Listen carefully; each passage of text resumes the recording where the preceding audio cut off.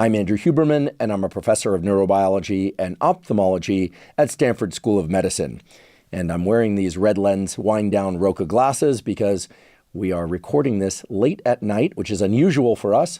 And bright light, in particular short wavelength bright light in the blue and green part of the spectrum, quashes melatonin and it makes it hard to sleep. And I want to sleep tonight. These red lens glasses filter out the green and blue short wavelengths that would otherwise disrupt my sleep. My guest today is Dr. Ethan Kross. Dr. Ethan Kross is a professor of psychology at the University of Michigan and the director of the Emotion and Self-Control Laboratory. He is also the author of the best-selling book, Chatter, The Voice in Our Head and How to Harness It. Today's discussion is a really special one because we discuss something that each and all of us have, which is a voice in our head that is our voice. And that voice can range from encouraging to discouraging. It can be repetitive in ways that can be very intrusive, and it has a profound effect on our emotional state, our confidence, our levels of anxiety, and indeed what we are capable of achieving in life. Dr. Ethan Kross's laboratory has done groundbreaking research to understand what is the origin of this voice in our heads, and can and should we control it? And indeed, the answer is yes. Today's discussion gets into many things that people struggle with and many things that you can do to improve your life, such as how to regulate the chatter in your head, how to overcome ruminations and intrusive thoughts. And we also discuss what to do with your actual voice. For instance, data pointing to the fact that venting your negative emotions to others is actually bad. It tends to amplify bad emotions. We talk about that research. We also talk about other forms of outward speech and inward speech, that inner voice, that you can partake in order to improve your emotional state and shift your emotional state. So today's discussion really centers around common questions and common scenarios and common challenges that everybody grapples with. And of course, we all have a voice in our head. Today, you're going to learn to listen to it, to regulate it, and indeed to steer it in the direction of mental health, physical health, and performance. I'm also excited to tell you that Dr. Ethan Kross soon has another book coming out entitled Shift, Managing Your Emotions So They Don't Manage You. And I tremendously enjoyed Chatter, his first book, and I very much look forward to reading Shift when it comes out. We provide links to the work in Dr. Ethan Kross's laboratory, as well as links to his previous and forthcoming book in the show note captions. Before we begin, I'd like to emphasize that this podcast is separate from my teaching and research roles at Stanford. It is, however, part of my desire and effort to bring zero cost to consumer information about science and science-related tools to the general public. In keeping with that theme, I'd like to thank the sponsors of today's podcast. Our first sponsor is ExpressVPN. ExpressVPN is a virtual private network that keeps your data secure and private. It does that by routing your internet activity through their servers and encrypting it so that no one can see or sell your data. Now, I'm personally familiar with the effects of not securing my data well enough. Several years ago, I had one of my bank accounts hacked, and it was a terrible amount of work to try and have that reversed and the account secured. So after that happened, I talked to my friends in the tech community, and they told me that even though you may think your internet connection is secure, oftentimes it is not, especially if you're using Wi-Fi networks such as those on planes and hotels, at coffee shops, and other public areas. In fact, even when you're on the internet at home, your data may not be as secure as you think. The great thing about ExpressVPN is that I don't even notice that it's running, since the connection it provides is so fast. I have it on my computer and on my phone, and I just keep it on whenever I'm connected to the internet. If you want to start protecting your internet activity using ExpressVPN, you can go to expressvpn.com/Huberman, and you can get an extra 3 months free. Again, that's expressvpn.com/Huberman to get an extra 3 months free. Today's episode is also brought to us by 8 Sleep. 8 Sleep makes smart mattress covers with cooling, heating, and sleep tracking capacity. One of the best ways to ensure that you get a great night's sleep every single night is to control the temperature of your sleeping environment. And that's because in order to fall and stay deeply asleep, your body temperature actually has to drop by about 1 to 3 degrees. And in order to wake up feeling refreshed and energized, your body temperature actually has to increase by about 1 to 3 degrees. 8 Sleep makes it easy to control the temperature of your sleeping environment by allowing you to program the temperature of your mattress cover at the beginning, middle, and end of the night. I've been sleeping on an 8 Sleep mattress cover for nearly 4 years now, and it has completely improved the quality of my sleep. 8 Sleep has now launched their newest generation pod cover, the Pod 4 Ultra. The Pod 4 Ultra has improved cooling and heating capacity, higher fidelity sleep tracking technology, and even has snoring detection that will automatically lift your head a few degrees to improve your airflow and stop your snoring. If you'd like to try an 8 Sleep mattress cover, go to 8sleep.com/Huberman to access their Black Friday offer right now. With this Black Friday discount, you can save up to $600 off on their Pod 4 Ultra. This is 8 Sleep's biggest sale of the year. 8 Sleep currently ships to the USA, Canada, the UK, select countries in the EU, and Australia. Again, that's 8sleep.com/Huberman. And now for my discussion with Dr. Ethan Kross. Dr. Ethan Kross, welcome. Great to be here. Right before we went hot mics, as they say, we were talking about interrupting one another and the fact that you're from New York. I'm going to try not to interrupt you because the audience doesn't like that. However, I am very interested in what you're going to tell us about emotion regulation, but especially this thing that you call chatter, the voice in our heads. And prior to learning about your work, I always thought that chatter and the voice in our heads was, overwhelmingly negative. That's what we hear. How do you combat that negative voice in one's head? But you have some very interesting ideas about the utility of chatter, like maybe how it even arose and what it's for. So maybe we start there. Yeah, so I think this is a great question because the inner voice is something that we carry with us wherever we go, but we don't tend to learn what it is, right? And actually, sometimes I get up there and speak to people, and they often wonder, like, what is a purported serious scientist doing talking about a squishy topic like the voice inside our heads? And it turns out that this is a remarkable tool of the human mind. So when I use the term inner voice, what I'm talking about is our ability to silently use language, to reflect on things in our lives. And it turns out that's a type of Swiss Army knife that we possess. It lets us do many different things. So just from the outset, let me distinguish chatter from other inner voice operations. I think of chatter as the dark side of the inner voice, and we'll get to that in a little bit. But having the ability to silently use language, that is a boon to the human condition. So I'll give you a couple of benefits that it serves. What's your favorite sports team? The Harlem Globetrotters, because they're undefeated, as I understand. Oh. Yeah, best record in any sport. I don't think they've ever lost a game. Do they ever play against other teams? The Washington Generals. Okay. Sorry for the Washington Generals. So if you were to go to a game and root for them, what would you say? Go Globetrotters. Go Globetrotters. Okay. Yeah. Can you repeat that phrase silently 3 times in your head right now? Yes. Done. Okay. You've just used your inner voice. So your inner voice is part of what we call our verbal working memory system, basic system of the human mind that lets us do something that I think is both extraordinary but totally ordinary also. Your verbal working memory system, it's a mouthful, lets you keep information active for short periods of time. So before we had cell phones, how did you memorize phone numbers? Like, what would you do? Repeat it in your head. Yeah, and it had sort of a song to it. Yeah. Right. I can remember my childhood phone number still, even though that number is long since gone. Yeah. Even the whole area code's gone, in fact. Really? Well, the number is probably still there, but under a different area code. I know because I tried calling it every once in a while. Interesting. Yeah. Well, it's funny when I go through this content, I give talks or workshops. I often say 2090501. Repeat that in your head 3 times. That's my childhood phone number. I'm like, go give it a shot. Give them a call. So for all I know, that person may be getting lots of phone calls. It's not my phone number. But that's your verbal working memory system. You go to the grocery store and you try to remember what you were supposed to get. Most people don't do that out loud, like, oh crap, what was I supposed to get? Milk, cheese, eggs. You repeat that silently in your head. So that's one thing your inner voice allows you to do. Keep information active, verbal information.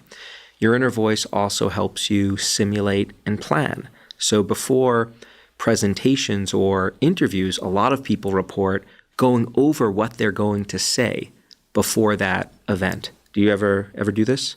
Yeah, I mean, my mode of preparation for things like solo podcasts and talks is it's not scripted out line by line in advance, but I have a structure in my mind, and it's more like remembering the first line of each paragraph in my head, and then the rest just kind of falls out. Yeah, we have a very similar style. I will bullet out what the key ideas are, and as long as I could bullet that out, I am good to go. Mm-hmm. But I will also rehearse those bullets in my head, A, B, C, D. So that's you using your inner voice as well. Now, before a big presentation, like a live event, I will go over the opening to my presentation and sometimes just carry that dialogue through when I'm going for a walk around the hotel before the event. May I ask about the walk? When I prepare for live events or solo podcasts, and long before I was involved in either of those activities, for lectures of any kind or classroom discussions where I had to stand up in front of the class, I would find that walking and listening to a song would, maybe simultaneously, maybe separately, would dramatically shape the kind of cadence and energy of the delivery of the talk. Yeah, I love the fact that you brought up songs there. So if we want to take a little detour here, so in my new book, Shift, I talk about how the different shifters that exist to push your emotions around, and sensory experiences are one powerful, and I would argue often overlooked modality for shifting our emotions. So if you ask people, why do you listen to music? What do you think most people say?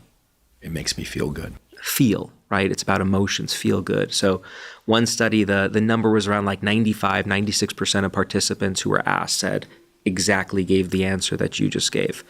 But then if you look at in other studies, hey, the last time you felt anxious or angry or sad, what did you do to push your emotions around? The number of people who report using music to modulate their experience drops way down, 10 to 30%. Music is a really powerful tool for modulating our emotions. I actually, an unintentional parenting victory for me was when my youngest daughter was around 5 or 6 and I was coaching soccer. I lived for these soccer games on the weekend. I wasn't one of these overbearing coaches who would, go crazy on the sidelines. It was just such joy to just watch these kids play. And typically my daughter was really excited to go to the game, but one morning she was just like not into it at all. She was bummed out. It was bumming me out. I was, catching her emotions. We can talk about emotional contagion later. And got into the car, and it just so happened that my cell phone was connected, and the next song on the playlist happened to be Journey's Don't Stop Believin'. So you know the song, I presume. Don't judge me for having this on my playlist, please. The song comes on, and I start jamming out to it, singing out loud like an embarrassing dad. And then I look in the back seat and I find her bopping her head. And then the chorus comes, we get really excited. And then I pull up to the soccer field and she just bursts out of the car and is like invigorated. That is the power of music to impact us.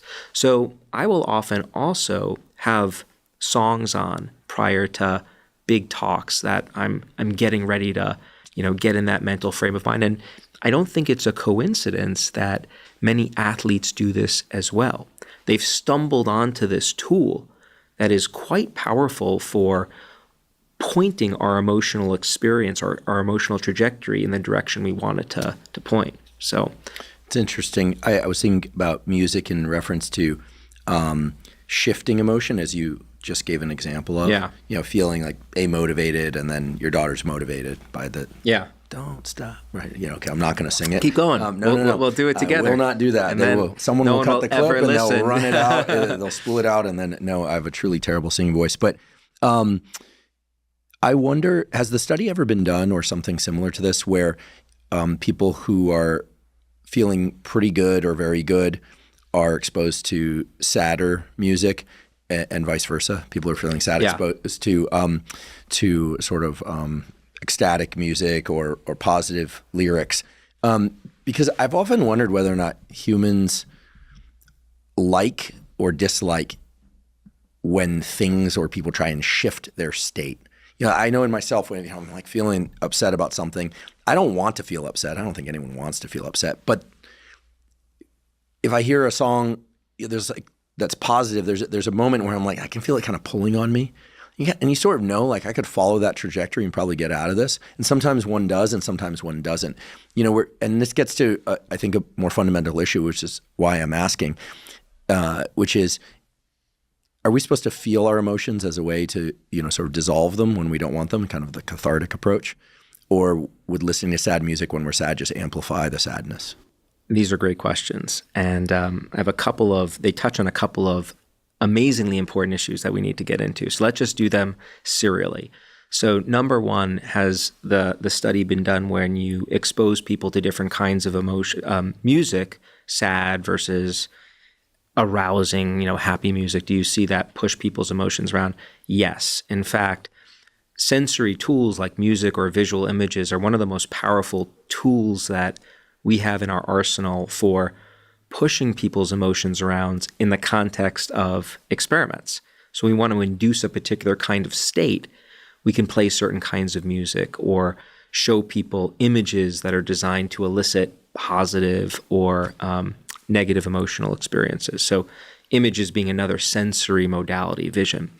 So that's number one. Number two, there's this very interesting phenomenon where when we are in a particular emotional state, let's say we're feeling sad, we often don't reflexively seek out the happy music.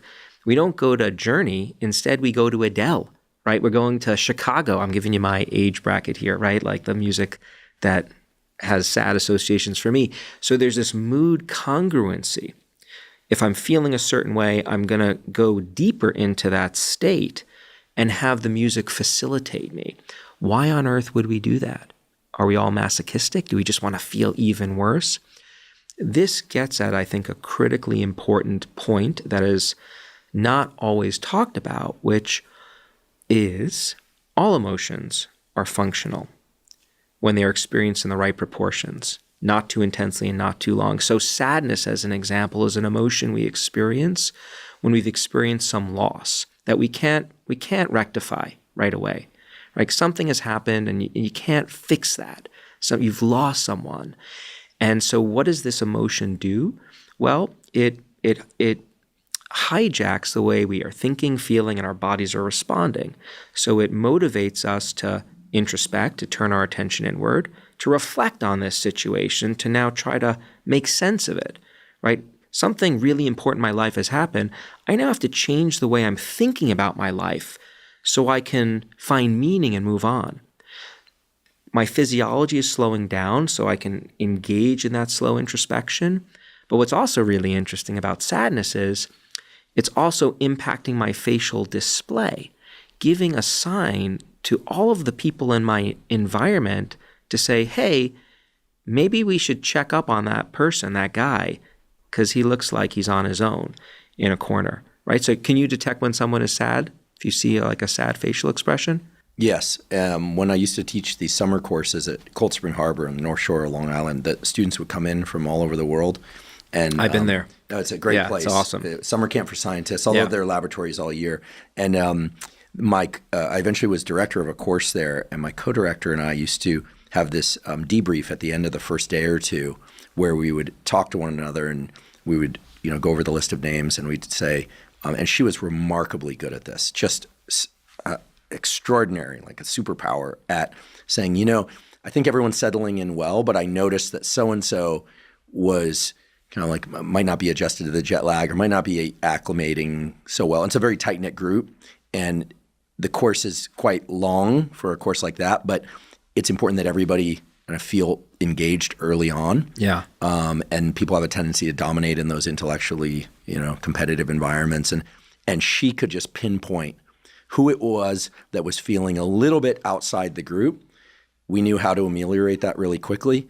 And from her, I learned a bit of how to recognize the signs. And it was rarely just facial expression. It included that and some other cues that she just seemed to have a unconscious or conscious genius around. So for me, I learned some of that from her. I like to think I got better at it, but I think some people are just extraordinarily good at that detection. and it enhances social interactions. And so some people are really good at detecting it. Others are really good at displaying it. I'm going to go back to my daughter. So, if something happens where she feels sad, she exhibits this exaggerated response. Like she'll stick out her lower lip. And even if I'm kind of upset at her, like, it is amazing the power that has on me. I have to Melted. It is so beautifully manipulative, manipulative, and it's a testament to the power that these displays can have on us. So I want to go back to one other question you raised in your last comment, and then we'll go back to the inner voice and its functionality. You raised the question about being shifted by others, other people, and perhaps either just our surroundings, music or spaces. Sometimes you don't want to have your emotions be shifted.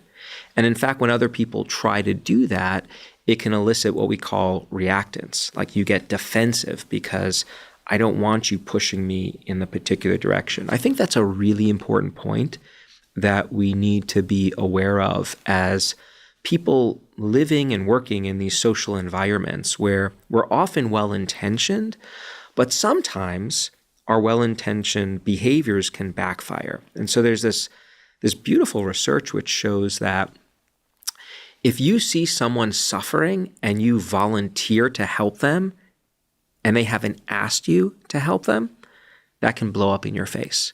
Because what it does is it often communicates to people that you are thinking that they're not capable of handling their own circumstances. And most of us, we're motivated to think that we're capable of handling ourselves.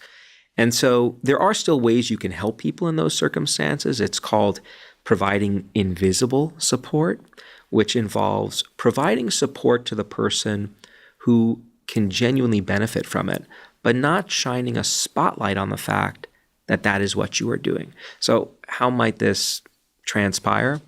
There's some really simple things you could do. So let's say my wife is really overwhelmed with stuff, and she hasn't asked me for help, but I know she is at her wit's end, work and kids and other kinds of stuff that are on her plate. I can proactively do things to lessen her burden. If it's her turn to pick up the dry cleaning and the groceries, I'm doing that voluntarily. I'm doing that, and I'm not coming home and saying, hey, sweetie, look what I did today. I did all these things. Can I have a pat on my back? That's not what we're talking about. It's about your group, your lab is working under a deadline, right, to submit a grant application, and they don't have time to eat, and you proactively have pizza delivered to the lab. It's those little things that can help. I'll give you two more examples. Let's say that someone on your team is really struggling with their ability to translate their work for popular audiences, and that's something they're motivated to do. Really important skill for scientists to be able to translate what they do for others to consume. Before you pull them aside and say, hey, I noticed that you're stumbling on a few different issues, and here are a couple of things I think you can do better. Before you do that direct intervention, you might have a team meeting where you share out best practices. Hey, what are the two things that I've learned that really have benefited my ability to communicate with different audiences? What you're doing there is you're getting people the resources they can benefit from, but you're not shining a spotlight on the fact that you are directing it to them. So it's kind of a backdoor way of helping or of shifting. The last tool I'll mention brings it back to sensation. One of the most powerful ways we can shift other people is through touch, tactile sensation. What's the first thing that you do with a child to soothe them when they are born? Hold them. Skin to skin contact. I remember both times my kids were born, it was like, I want to get in on that, because my wife got first dibs with both of our daughters. Like, I want some of that, skin to skin contact. That doesn't end after we leave the womb. The comfort that we experience, the release of stress-fighting chemicals that occurs when affectionate embraces are registered, that continues throughout the lifespan. So if my daughters, who don't particularly like dad to volunteer advice to them on most things nowadays. If I know they're having a bad day, like I'll go over and I'll rub their back in a totally uncreepy way. That is an important caveat we should give to everyone who's listening. What we're talking about here is affectionate but not creepy or unwanted touch. It is touch that is mutually desired, and there is some research which shows actually that when it is not desired, you don't get these benefits, and in fact, you get the opposite, plus usually like lawsuits as well.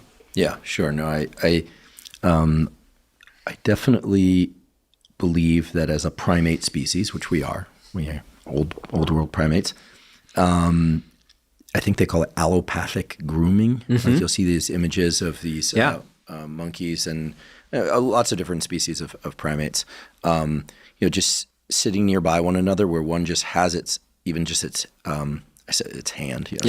its paw, its hand, its paw on the one next to it, and they'll just sit like that for long periods of time. Yeah.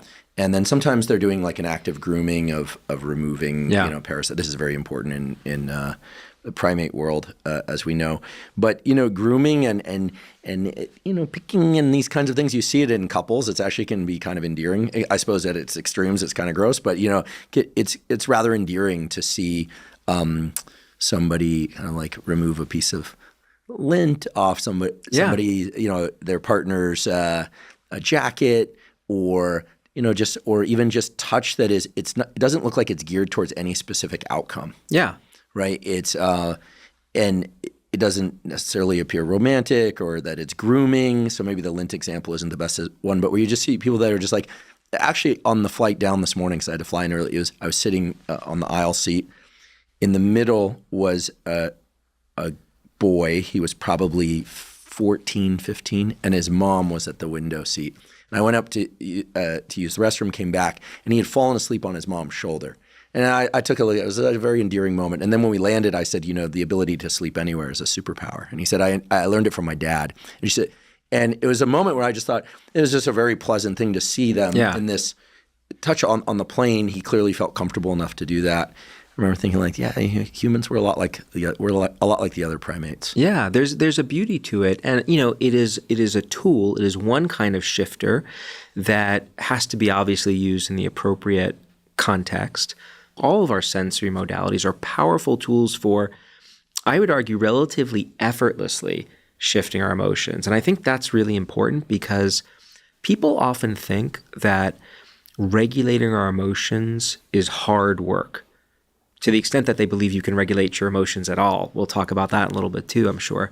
But it all, self-control, emotion regulation, like let me roll up my sleeves and really kind of get in there. Yes, it can at times be extraordinarily difficult to manage our emotions, and some of the tools that we have are effortful.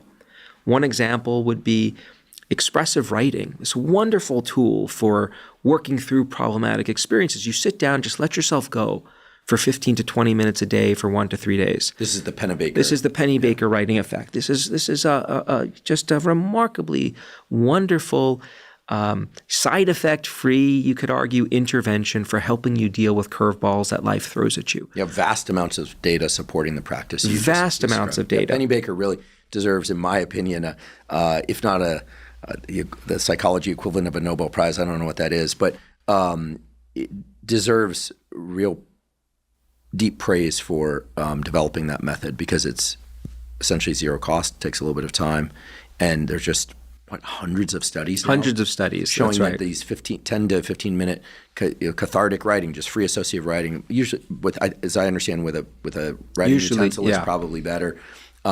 We did an episode where I talked about this and received a note from him, and was grateful that we didn't get anything badly wrong. In fact, he was pleased with it. I think that he deserves a lot of credit. Well, a powerful tool for self-healing. We actually just restarted a prestigious speaker series at Michigan, the Katz Newcomb Speaker Series, which is designed to honor luminaries in the field. And we actually kicked it off with Jamie coming to speak about his extraordinary work. Because this is really a gift, I think, not just to the field, but humanity. And the but, though, here is that it's an effortful tool. it takes 15 minutes to use. There is nothing wrong with that. Lots of things that we do in life are effortful. But we also know that we don't like exerting effort as a species. We like to conserve our resources as much as possible. So if there are easy things you could do as well, it's good to know about what those are. And these sensory shifters, music, looking at images, right? These are modality, taste, touch. These are ways of pushing your emotions around pretty effectively for short periods of time that in a pinch, like when your daughter's not in a great mood or when you want to get pumped up before an important event, can be quite useful. And we often just go through our lives not recognizing how we can strategically harness them. So that's my plug for sensory shifters. I'd like to take a quick break and acknowledge our sponsor, AG1. AG1 is a vitamin mineral probiotic drink that includes prebiotics and adaptogens. I've been drinking AG1 since 2012, and I started doing it at a time when my budget was really limited. In fact, I only had enough money to purchase one supplement, and I'm so glad that I made that supplement AG1. The reason for that is even though I strive to eat whole foods and unprocessed foods, it's very difficult to get enough vitamins and minerals, micronutrients, and adaptogens from diet alone in order to make sure that I'm at my best, meaning have enough energy for all the activities I participate in from morning until night, sleeping well at night, and keeping my immune system strong. Now, when I take AG1 daily, I find that all aspects of my health, my physical health, my mental health, my performance, recovery from exercise, all of those improve. And I know that because I've had lapses when I didn't take my AG1, and I certainly felt the difference. I also notice, and this makes perfect sense given the relationship between the gut microbiome and the brain, that when I regularly take AG1, that I have more mental clarity and more mental energy. If you'd like to try AG1, you can go to drinkag1.com/Huberman to claim a special offer. For this month only, November 2024, AG1 is giving away a free 1-month supply of omega-3 fatty acids from fish oil, in addition to their usual welcome kit of 5 free travel packs and a year's supply of vitamin D3K2. As I've discussed many times before on this podcast, omega-3 fatty acids are critical for brain health, mood, cognition, and more. Again, go to drinkag1.com/Huberman to claim this special offer. Today's episode is also brought to us by Joovv. Joovv makes medical-grade red light therapy devices. Now, if there's one thing that I've consistently emphasized on this podcast, is the incredible impact that light can have on our biology. Now, in addition to sunlight, red light and near-infrared light have been shown to have positive effects on improving numerous aspects of cellular and organ health, including faster muscle recovery, improved skin health and wound healing, improvements in acne, reduced pain and inflammation, improved mitochondrial function, and even improving vision itself. Now, what sets Joovv lights apart and why they're my preferred red light therapy devices is that they use clinically proven wavelengths, meaning they use specific wavelengths of red light and near-infrared light in combination to trigger the optimal cellular adaptations. Personally, I use the Joovv whole body panel about 3 to 4 times a week, and I use the Joovv handheld light both at home and when I travel. If you'd like to try Joovv, you can go to Joovv, spelled JOOVV.com/Huberman. Joovv is offering Black Friday discounts of up to $1,300 now through December 2nd, 2024. Again, that's Joovv, JOOVV.com/Huberman to get up to $1,300 off select Joovv products. Let's go back to just close the loop on the inner voice and the benefits that it provides. So we talked about 2. Verbal working memory, right? Keeping verbal information active for short periods of time. And we talked about simulating and planning things, like going over what you're going to say before an interview or an important presentation. Let's turn to self-control and motivation.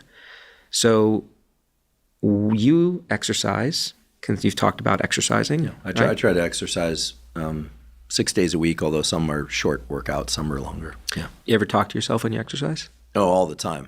So let's hear it. The world wants to know, Andrew, what do you say to yourself when you exercise? Depends on how well rested I am, how motivated I am. I'll give 2 examples at the opposite poles of the motivational scale. I was traveling 2 weeks ago, and I was doing some exercise for there's a muscle on the back of the shoulder, the rear deltoid. It's I don't think anyone's favorite muscle to train, but it's a very important one. That's when you do this one. You're right, for shoulder posture and stability, and got to train that muscle group, because otherwise people tend to get this inward rotating, like, thumbs pointing toward belly button and shoulders rolling forward thing. And there are a number of reasons why it's important. So you got to do the rear delt thing. And I sat down to do the first work set after a couple warm-ups. And I remember thinking, like, I love training. I have since I started training when I was 16. And I thought to myself, for some reason, I don't want to do this morning. And then I thought, okay, David Goggins would probably start swearing at himself in his head. So I started that a little bit. And that didn't really work for me. Sorry, David. And then I thought, I'm going to go through every possible inner voice I can think of. So I heard Jocko Willink's voice. I'm friends with Jocko, and heard him just saying, like, yeah, whatever, you're just weak, or just like do it anyway kind of mentality. And I just started cycling through all of them. And I made a deal with myself that when I ran out of voices to use, that's when I would stop the set. And I probably tripled the number of repetitions that I would normally get with that weight. Amazing. So it was like one part motivation, one part distraction, one part frustration. And I was just pulling from the catalog of possible voices of kind of coach-like voices. Yeah. And it worked out pretty well. Yeah. And then at the other extreme, I can recall many times, because I put effort into it, where I'm well rested, I'm hydrated, get appropriate amounts of caffeine in my system, which I love. And I sit down to train, and I absolutely love to train under those conditions. The sun is shining, music's playing. And I just remember this was a leg day, always the hardest day, a set of heavy hack squats, and just thinking, I love this. But I have this inner voice where every time I start a repetition, I go through a thing where I brace my midsection so I don't hurt my back. And I always look directly at the ceiling, and I think about my bulldog Costello. And I think, I'm going to do this one for you. I'm going to do this one for you. And I know at those moments, my inner voice goes to, he would probably just be sitting there like, why are you working this hard? The bulldogs don't like to work. So I'm not really in a complete sentence generation inner voice kind of thing. But you have a very rich inner world, right? Your verbal working memory stream is filled with words when you are working out. Yeah, and I'll tell you this. I was going to ask you this later in the episode, but maybe it's relevant now. I think it is. When I was a kid, after my parents would tuck me in to go to sleep at night, I used to lie in bed and rehearse voices that I had heard throughout the day. And I felt like I could hear them in their tone of voice. And then I'd make them say different things just for my own entertainment. So I could have them say whatever I wanted, but in a particular voice. And my friends sometimes tease me that I'll give people voices, like I'll give someone like a Marge Simpson voice or something. They're like, she doesn't sound like that at all, but I'll just sort of create a narrative in my mind. So a lot of chatter in there, a lot of voices. Yeah. But not super organized. It's not like I'm constructing a play. It's kind of, it feels like things geyser up. I toy with them maybe, but it's kind of a mishmash. It's not super regimented. These aren't complete sentences. Well, one of the reasons why the Pennybaker effect is believed to be so useful is because it imposes a structure on the stream going through our head, which is oftentimes not organized. And when you find that inner verbal stream going in the negative direction, so negative self-talk, so the chatter, right? You're an idiot, such an idiot, or you're looping over a problem without making any progress. Putting those words in, actually taking that inner stream and making a story out of it is essentially what the Pennybaker writing cues you to do, because we are taught when we write in sentences. There's a structure to our writing that we impose on our thinking. Up here in our minds, it's a free-for-all. It can go in all sorts of directions, and that chaos is in part what can make chatter so aversive. I'm so glad you're bringing this up. Our very first guest ever on this podcast was a guy named Carl Deisseroth. He's a bioengineer. He's a practicing psychiatrist. He's one of the luminaries of neuroscience. He developed these light-sensitive channels to be able to manipulate neurons in animal models, but also now in human clinical work as well. And one thing that he shared was that after he puts his kids to sleep, I think now they're grown, but in the evening, he'll deliberately sit still, completely bodily still, close his eyes, and force himself to think in complete sentences for maybe an hour or so, maybe more. And I thought to myself, wow, like that's a very disciplined practice.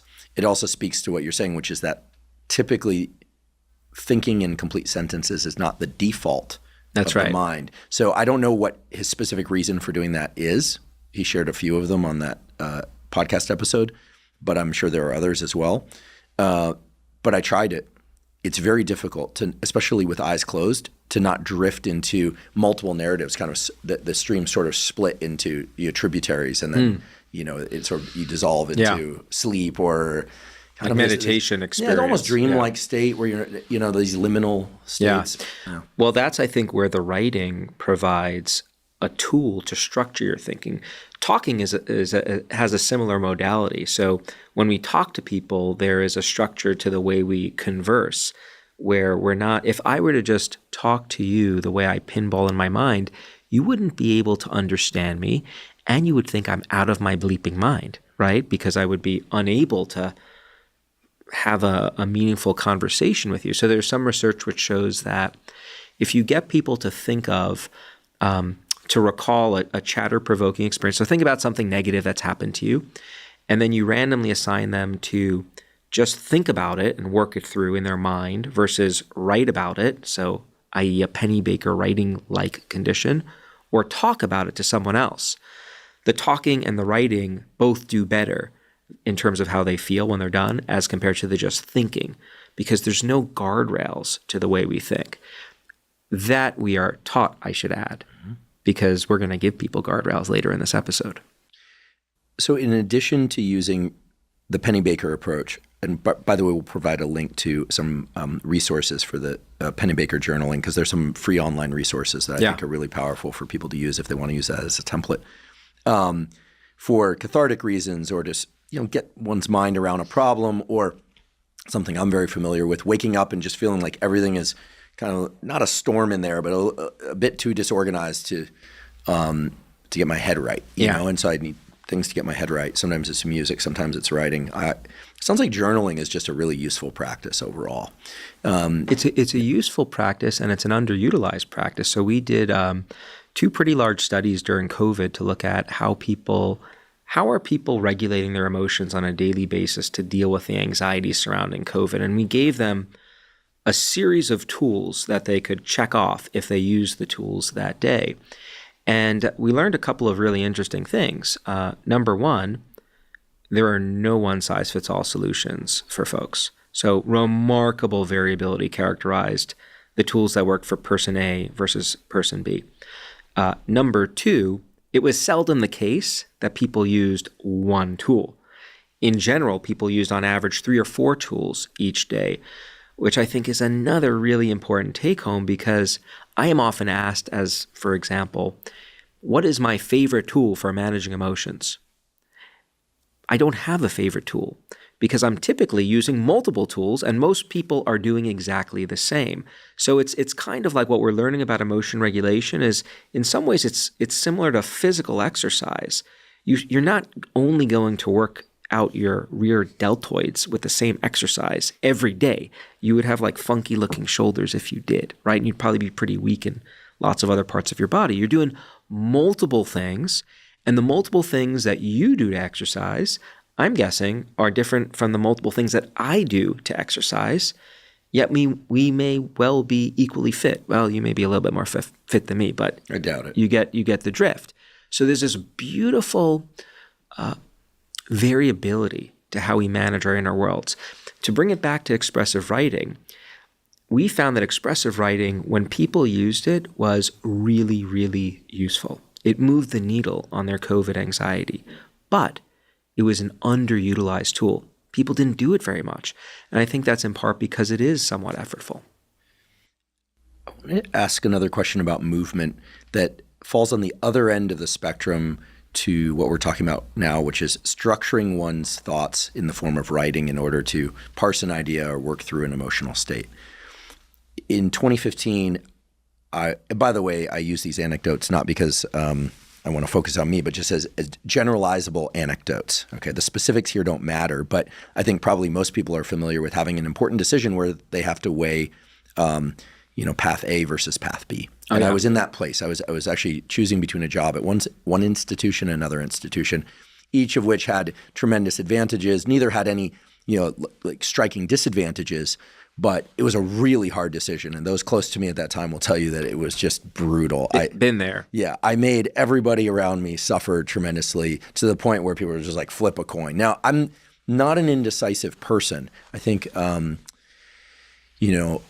it's one of these things where big decisions, I think, deserve time and attention, and it was a time-constrained thing. So I was poring over this pro-cons list. I was watching YouTube videos trying to figure out best ways for decision-making. Isn't it amazing, by the way, when we're in those situations, and I know exactly what you're talking about because I was pretty sure I was in exactly the same position.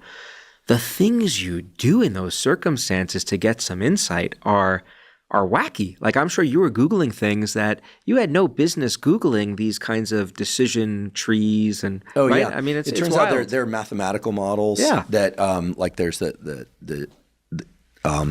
actually my colleague at NYU, Tony Mavshin, I forget the name of the model, but there's a model about how many towns you should evaluate. It's an old example of towns you should evaluate in terms of where to start a business. Like, is it 2? Is it 3? And there's an optimal strategy there. In any event, most of it wasn't helping. And I do believe that at some point you don't want too many committee members because it just gets confusing. So the two best pieces of information came from the following practices. One was a colleague said, forget all the superficial pro-con stuff. And I actually think this is proved to be very useful in all domains of life for me. He said, take yourself through a typical weekday in one place versus the other. Wake up, where are you going to go? How are you going to travel? Take yourself through the practicals of the day, because everything else falls away once you're at a place or you're in a type of relationship. Take yourself through a given day. Don't think about the relationship or the institution that you're going to work for, the school you're going to go to. That's important, but take yourself through the entire day. So I did that. And then he said, also do it on a weekend because, well, in our profession, we tend to work all the time, but occasionally you take a day off. And so that was very useful. The other thing that was very useful, which was completely surprising to me, was at that time I was training in a boxing gym and I was doing some speed bag work and decent at it. You get into a rhythm. And what's so great about speed bag work is that you get into a rhythm where you forget that you're trying to do the movement in a particular way. Yeah. These central pattern generators, as we call them in neuroscience, take over, and you're just kind of, turning your hands over in a way, and you're like every once in a while you can think, okay, I need to put a little more hip swivel into this or a little more head movement and practice my slips or something. But it's largely unconscious after a certain point. And I was doing that, and all of a sudden, boom, a thought just geysered to the surface, and I made my decision. And that was my final decision. Yeah. And I never went back from that decision. And so it was in the act of not trying to parse things through words, that words sprung up from my whatever unconscious somewhere in my brain, cortical or subcortical, I don't know. And it was like, that's it. And I was overwhelmed by that. And again, I don't share all that because I think it's speed bags or it's the example I gave before that's going to solve it for everybody, but that these answers to hard problems seem to come from very diametrically opposed approaches. Verbal construction of complete sentences with paper or deliberately, like Diceroth does.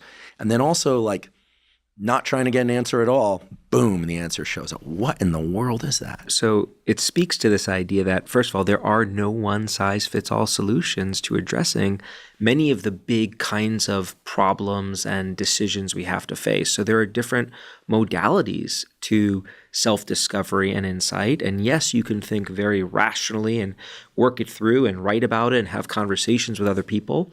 And then you can also allow your unconscious problem-solving machinery to do its thing. We don't understand completely how this works, but we do know that your experience is not infrequent.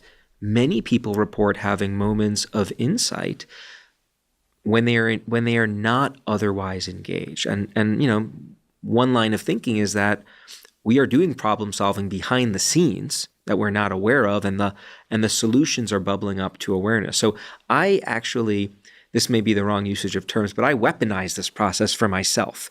So before I exercise, before I get on the treadmill or row or do whatever I'm going to do, I will load up the particular issue that I'm trying to find a solution for. Sometimes it's how to word a paragraph. It might be, if I'm working on a book, how to find the right kind of story. If it's an interpersonal issue that I've got to smooth over, I load that up. And then I just get on the device. It's usually an aerobic exercise that I'm doing. And I don't really think about it in any fixed way, but inevitably the ideas, the potential solutions bubble up into awareness. That is a real valuable tool that I possess that I think allows me to have success in various areas of my life.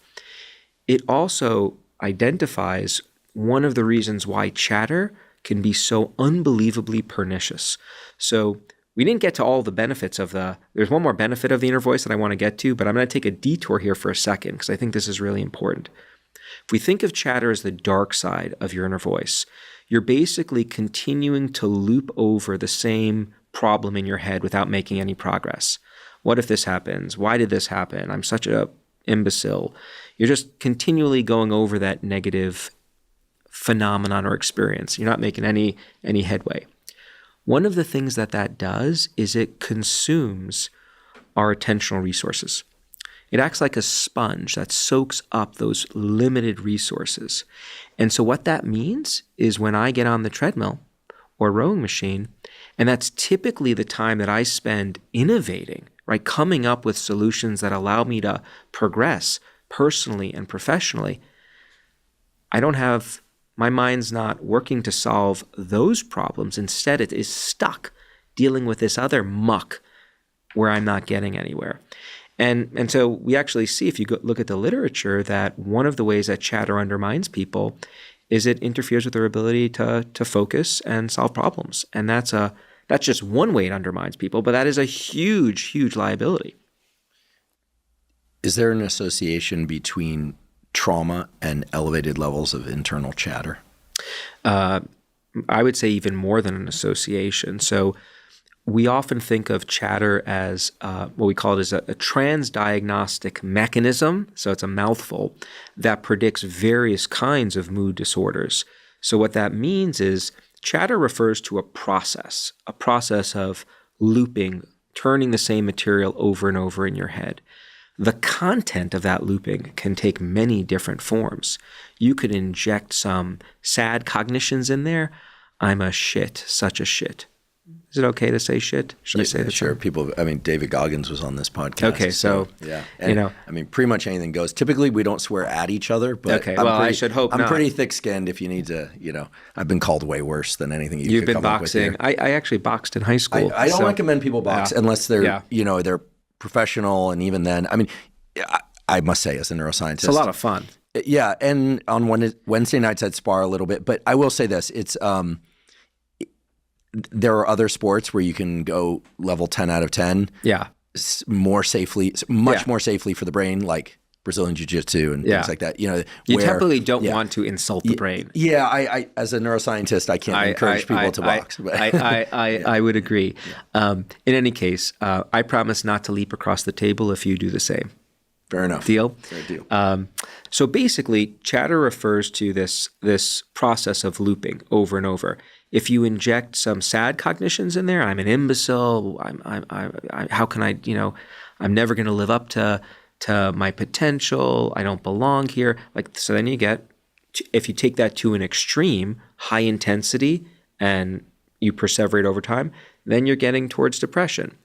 If you inject anxiety-provoking cognitions, oh my God, what if this happens? And what if that happens? And you go down that path of uncertainty and fear, well, that leads you to more of the anxious route.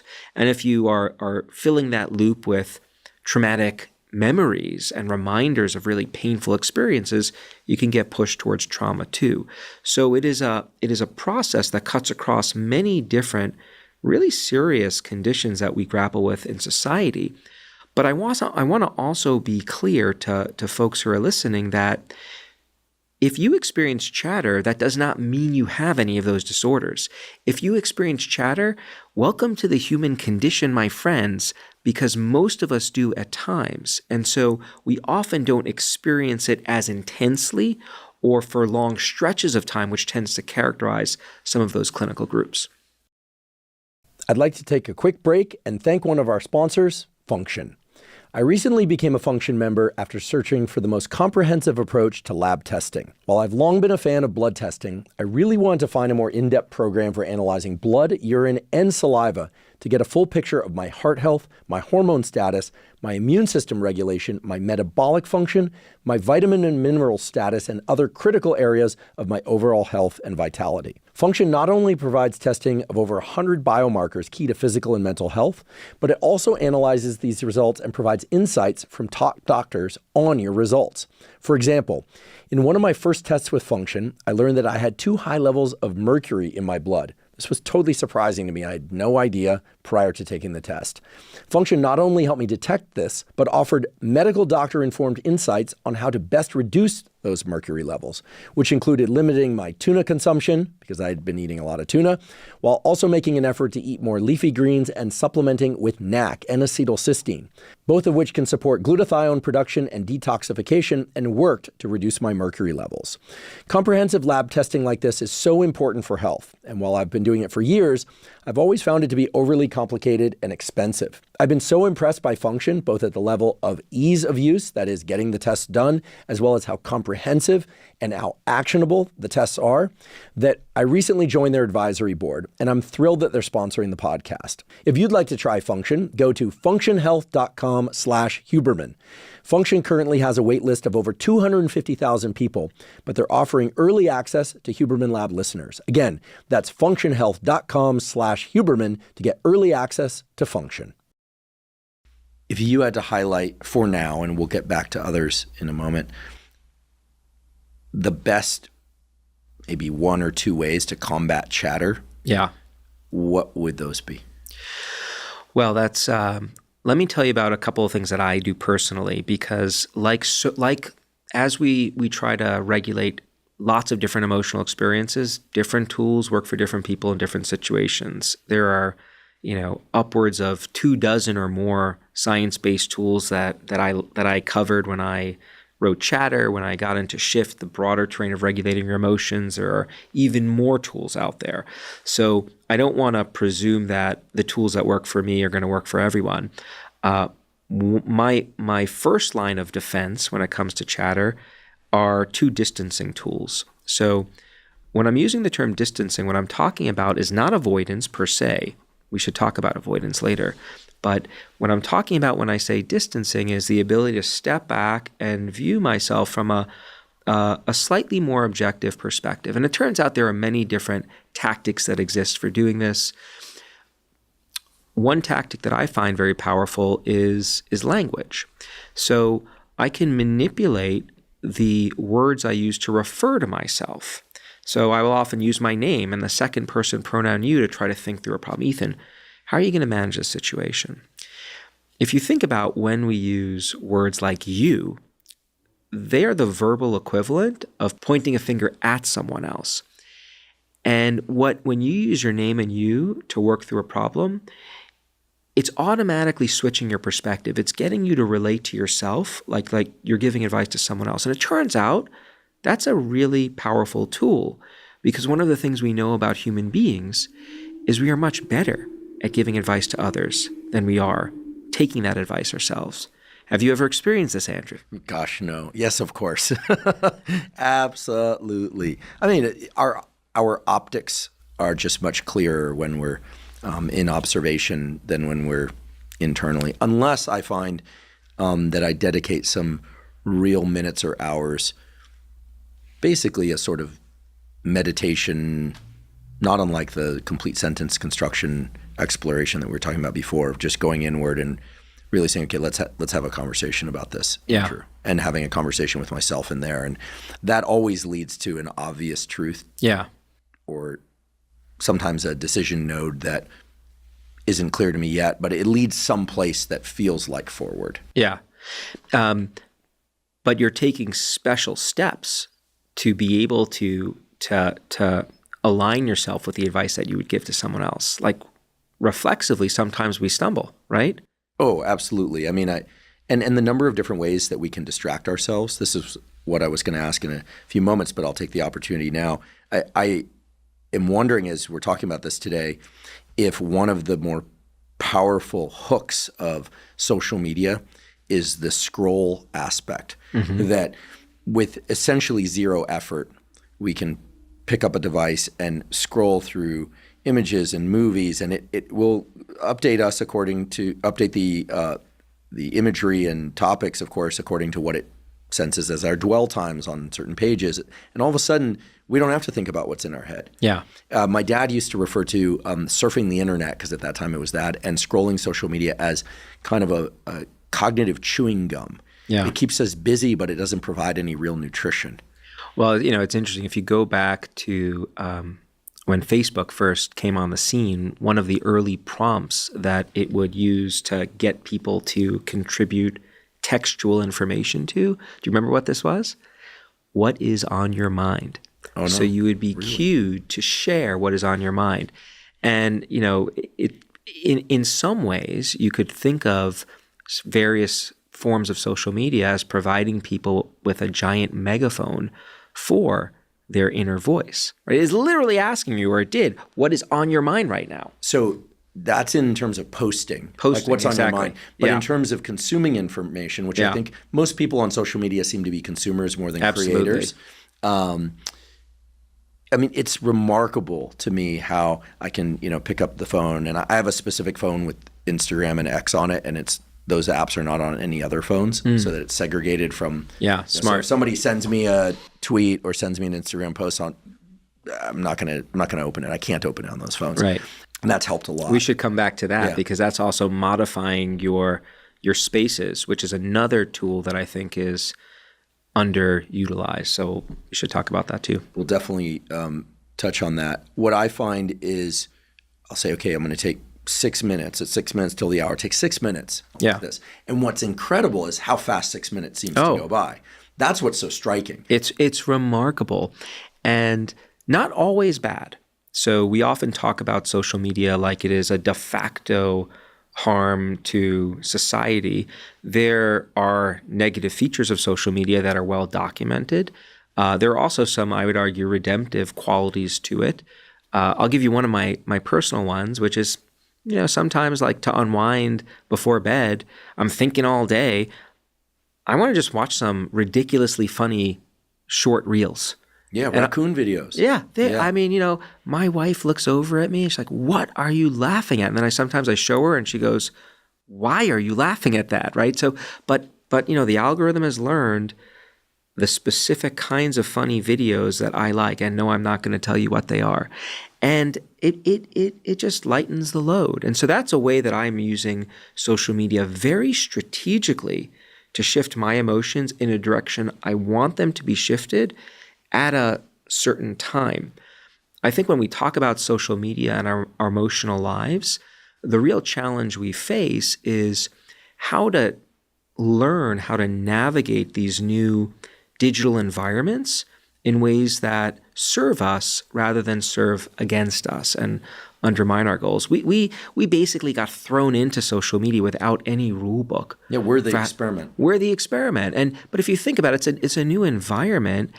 We were born into this physical world, and our parents, our caretakers, from the time we were able to understand things, and probably before, they are teaching us, they're socializing us how to navigate this space profitably. They don't just like Lord of the Flies throw us into the world and let us kind of figure it out. Outcomes wouldn't be likely as good as they are for us if we didn't have the kind of instruction that we receive. And we're only now developing that knowledge base to understand, hey, here are the healthy versus harmful versus benign ways of navigating social media. And I'm talking about social media now like it's this unitary environment. Different social media applications, of course, have their own norms and rules of the games. You could think of them as like little different countries. They have their own little microcultures that you want to learn how to navigate. And scientists are really busy trying to understand how they function, but it's tricky. And it's tricky because creators can change how these applications govern by a press of a button, right? You could change the way the algorithm works, and then you've got to start over to some extent. I've been told that by people in my life that one of the main reasons they get onto their phone in the middle of the night if they happen to wake up is that it allows a very soothing distraction compared to trying to wrestle with the, fire hose of thoughts in their head. Yeah. And that, it's kind of like the way you describe these funny videos that you won't disclose to us. That sounds like, They typically involve pranks. Oh, okay. Yeah. Noted. We used to hear that people, would have a drink after work to just kind of like, take the edge off or something like that. I feel like social media is doing that for a lot of people. Yeah. The way you describe it fits with that idea. And that I certainly believe that from everything we know about the circadian health literature that you want to avoid looking at your phone between the hours of 11 p.m. and 4 a.m. most nights. Sure. I mean, nobody's perfect. But that if you wake up in the middle of the night, one of the worst things you can do is get on your phone and start scrolling social media. But I'm guessing people do it because it feels even worse to just sit there with your thoughts in the dark. It's a shifter, but this is a perfect segue back to, you asked me about the tools that you recommend for fighting chatter, and I'm telling you about the ones I use. So there's a second tool that I will use automatically when I detect the chatter brewing, and I call it my 2 a.m. chatter strategy. And I call it my 2 a.m. chatter strategy because seemingly like 4 to 6 weeks, I will go to bed happy and content, and then I'll wake up at 2 a.m. and like it is all going to hell really fast. What time do you typically go to sleep? Usually around 11:30. Interesting. Yeah, this is a common problem for a lot of people, and there are some tools like long exhale breathing and things that clearly work. I long ago made a decision. I refuse to believe any thought that occurs between the hours of 2 a.m. and 5 a.m. I just refuse. I don't believe it. It's as if somebody's lying to me in my head. Yeah. And one could argue, well, maybe that's where the truth is coming out because your forebrain is not so good at suppressing these, unconscious thoughts. And sure, all good. But as you point out, they are rarely the kind of thoughts that one can work with, positive or negative. So the tool that I use actually implicitly activates an idea like the one you are describing. So at 2 a.m. when the chatter strikes, and by the way, you say like, oh, this is common. This is more than common. When I present to audiences and, thousands and thousands of people over the years, and I ask, hey, you ever get 2 a.m. chatter? Maybe 2:30 a.m.? All the hands go up. This is I don't want to say universal affliction, but it is an incredibly common problem that people struggle with, like the chatter at night. So what I do is I use something called mental time travel into the future. And what I do is I ask myself, and I typically use my own name to do it, so I'm blending another distancing tool, distance self-talk. I say, Ethan, how are you going to feel about this tomorrow morning?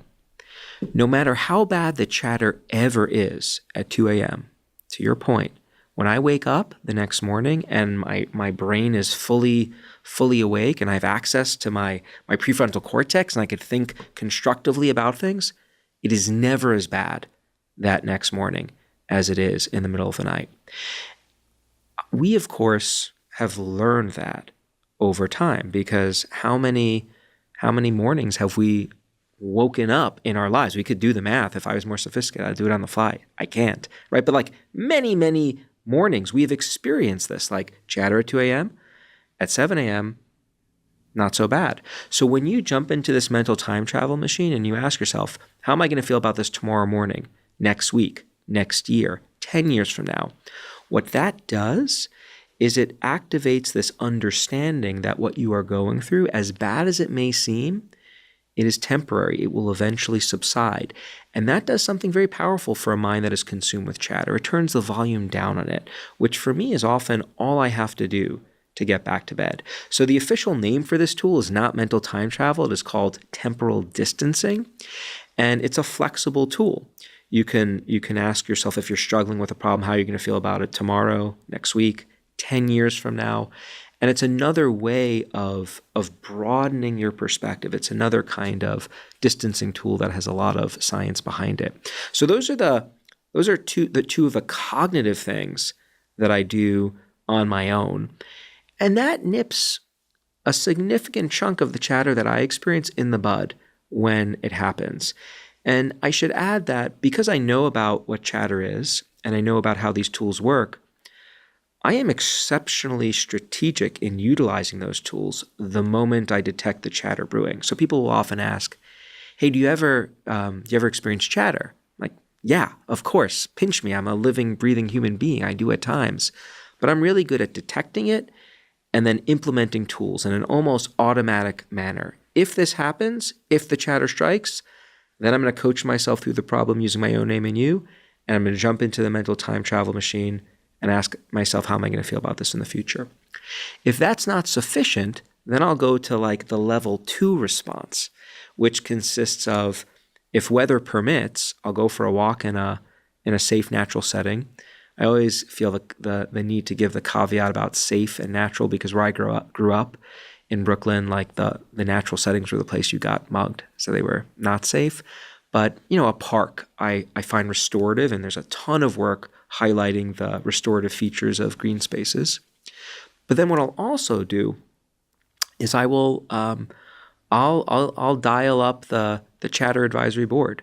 So I have a couple of people that I have carefully thought about what these people do for me when I have a problem. And they importantly don't just let me vent my emotions or cathect, to use that term before.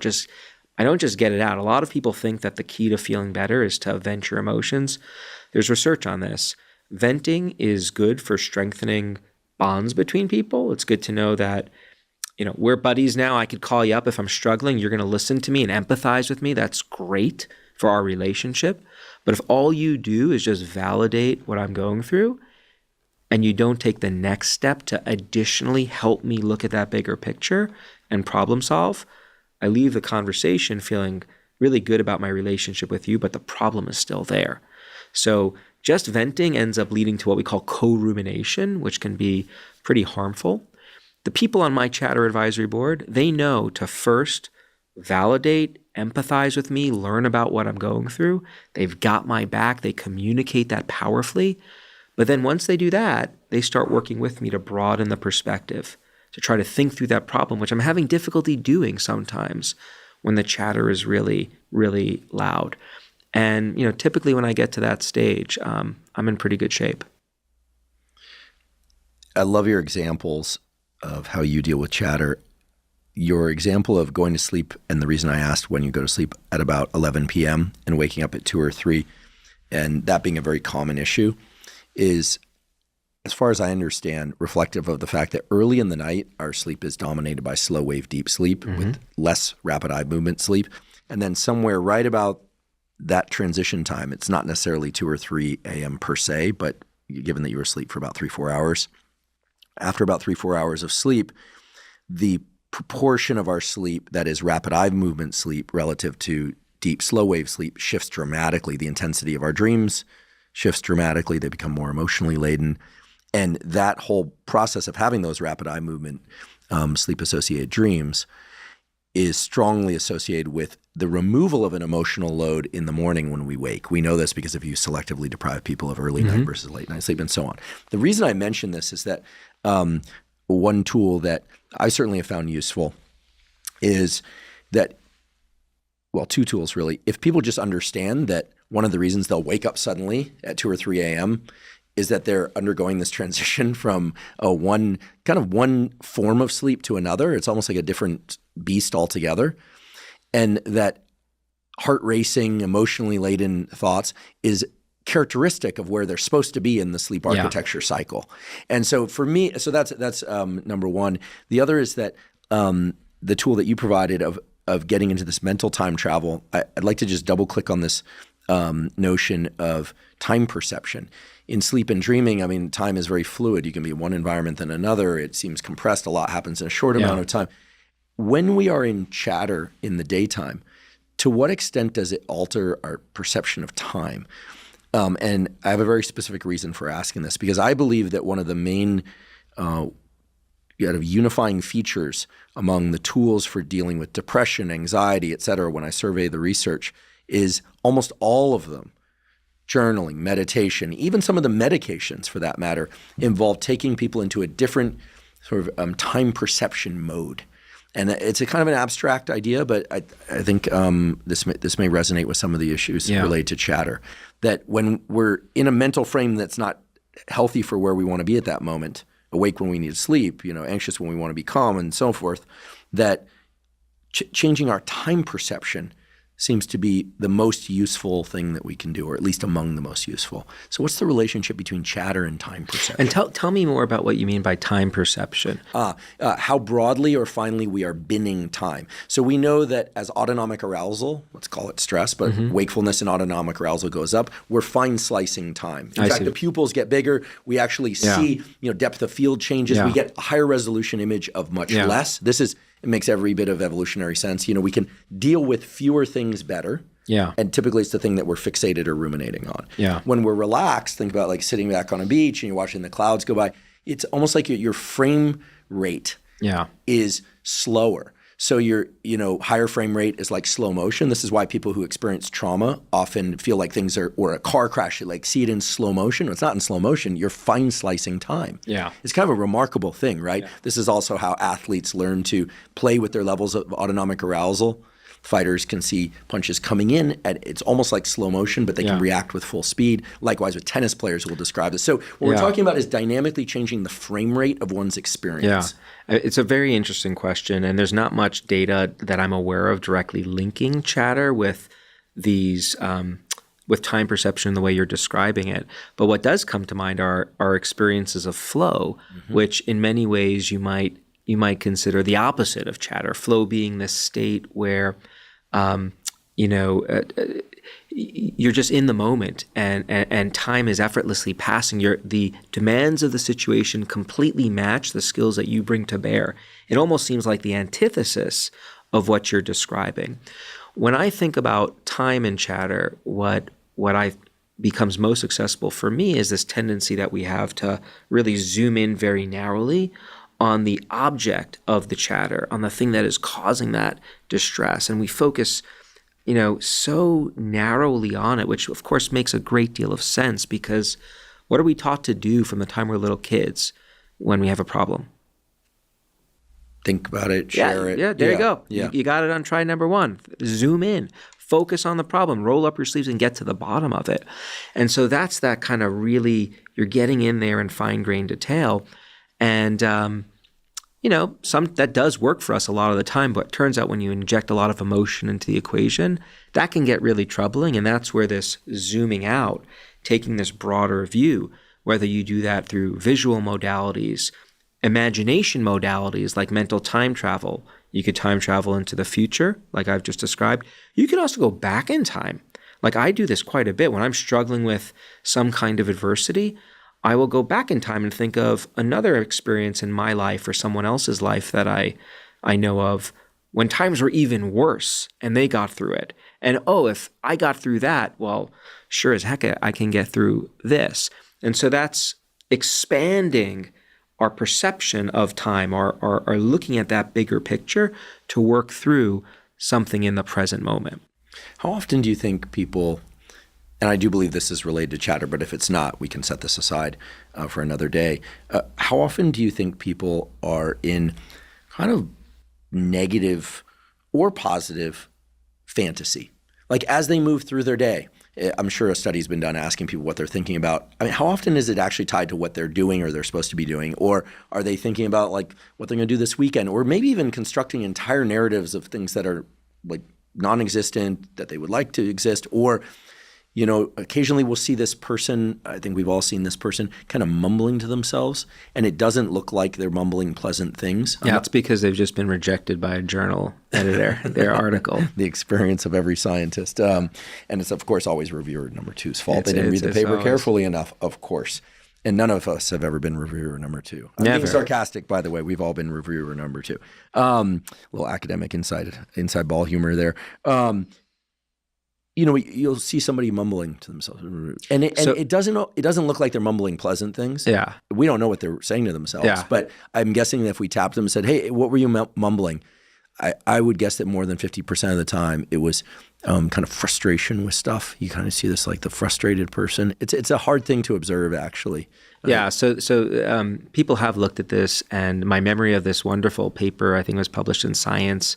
I think the title was "A Wandering Mind is an Unhappy Mind," and basically the take home from the article was that people spend between, well, if you look at this paper and lots of others like it, what we can deduce is that people spend between 1/2 and 1/3 of their waking hours not focused on the present. So between 1/2 and 1/3 of the time, we're drifting away and we're thinking about other things. And this one particular paper linked that process with thinking about things that cause you to feel worse. I think there's huge levels of variability there, though. I think like being lost in thought can be a wonderful experience. I love mind wandering. I think it's one of my strengths. It is the source of idea generation for me. It is also the source of emotion regulation. My sleeping pill, metaphorically speaking, is mental time travel. It's getting away from the present. It is fantasizing about the future, right? Thinking about the good things that could happen, the potentialities, or going into the past and savoring some of the positive things that happen. I'm thinking about, the soccer game where my kids scored goals, or something good happened to someone I know or to me, and that to me is a wonderful way of going to bed. That is mental time travel. It is not being in the moment, which actually raises another really important point that I want to get in there, and I'd love to get your take on this, because in popular culture we often hear that it's really important to be in the moment. This has emerged as a type of cultural maxim, like be in the now. And this idea is often conveyed so strongly that if you're not in the moment, we sometimes think there's something wrong with us. Like, oh, we got to train our attention to bring it back to the present. Being in the present can be very useful in many contexts. And certainly when we experience chatter, we start worrying about the future or ruminating about the past, refocusing on the present, our breath, a mantra. Yes, lots of data support the utility of that. But I always like to remind people that the human mind evolved to be able to travel in time.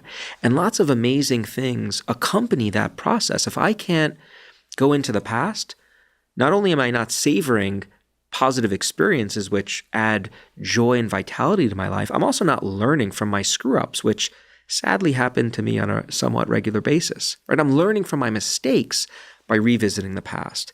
And if I'm not going into the future, then I'm not planning, I'm not simulating, I'm not fantasizing. So we don't want to shut down mental time travel. I think what we want to learn how to do is how to travel in time in our minds more effectively without that time travel machine breaking down in the past, which is what happens when we get stuck on an experience, or in the future when we just find ourselves fixating on something that we're anxious about. So being in the moment can be good, but it is not the endpoint I think we always want to strive for.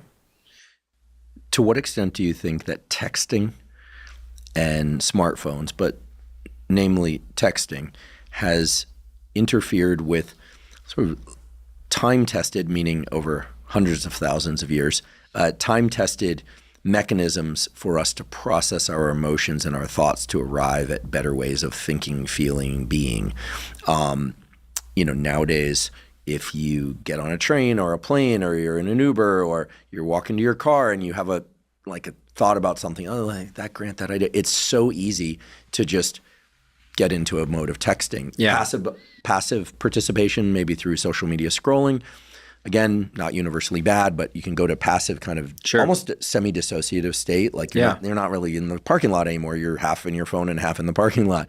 And texting, polling people around you, as opposed to, quote unquote, in the old days where you had to actually grapple through this stuff. As you describe your the tools that you use to deal with chatter and to process information and to work with your thinking and your emotions, you strike me as somebody who has a rich jungle gym of things to play with in there, and a toolkit and an emergency switch if you need it, and all that stuff. Whereas most people, I think, just they have their phone Like, Yeah. who are you going to call? Who are you going to text? What site are you going to Google search to? I mean, it can't be good. Well, it often isn't, but it can be harnessed. And here's the way I think about texting and really how social media and the opportunities it gives us to communicate with others whenever we want, how this has thrown a curveball into the way we manage our own emotions and sometimes inadvertently affect the emotions of not just other people, but groups of people and societies. So when we experience emotions, we are often intensely motivated to share those experiences with others. There's this wonderful research program by a Belgian psychologist by the name of Bernard Ramey, who spent his whole life looking at what do you do when you experience emotions? And he found over many decades of work that you're motivated to verbalize it, to get it out. And there are a couple of reasons for that. We want to relate to other people, get their support, but we also want to usually process it. In the pre-social media era, two things had to happen, typically, to share our emotions. First, you had to find someone to share them with. And typically, in the process of looking for someone, either to find someone face-to-face or via phone, time would pass. Now, what we know about time is that as time proceeds, our emotions in general tend to fade. So there's this wonderful work on the duration of emotional experiences, and our emotional experiences all follow a common trajectory. So something happens in the world or in our mind, we imagine something that is provoking in some way, our emotions get triggered, and then as time goes on, they eventually peter out. And depending on who the person is and what they're dealing with, some people may peak more intensely than others and fade more quickly. Some maybe have shallower peaks and take longer to subside, but they all follow that basic trajectory over time. So let's go back to the pre-social media era, right? So you got to find someone to talk to. And while you're trying to find someone to talk to, time is passing. That's acting to temper our emotions. Now, once you find someone to talk to, either face-to-face or via phone, the moment you start talking, you are now awash in all of this feedback, this emotional feedback, whether it's coming from your face, like you're giving me all sorts of information right now. I would benefit from smiling if you could. There we go. Thank you. I'm just joking for those who are listening. But I'm getting information from you. And if I'm talking to someone on the phone, likewise, I'm getting their vocal tone is expressing to me how they feel. That is also working to constrain how we communicate with others. And it's typically keeping our emotions, I would argue, in check, in balance, in proportion. We're stripping away time with social media, and we're also stripping away that kind of emotional feedback. This enables us to release our emotions in a much more unfiltered way.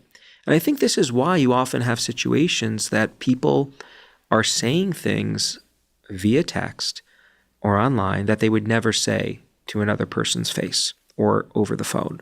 And I think this is one of the factors that can promote some pretty negative forces in society. So cyberbullying and the spread of moral outrage surrounding certain issues that might take a more constructive form if they were done in a different context. Now, that is not to say that social media isn't useful for spreading certain kinds of messages that require attention and are deserving of collective distress.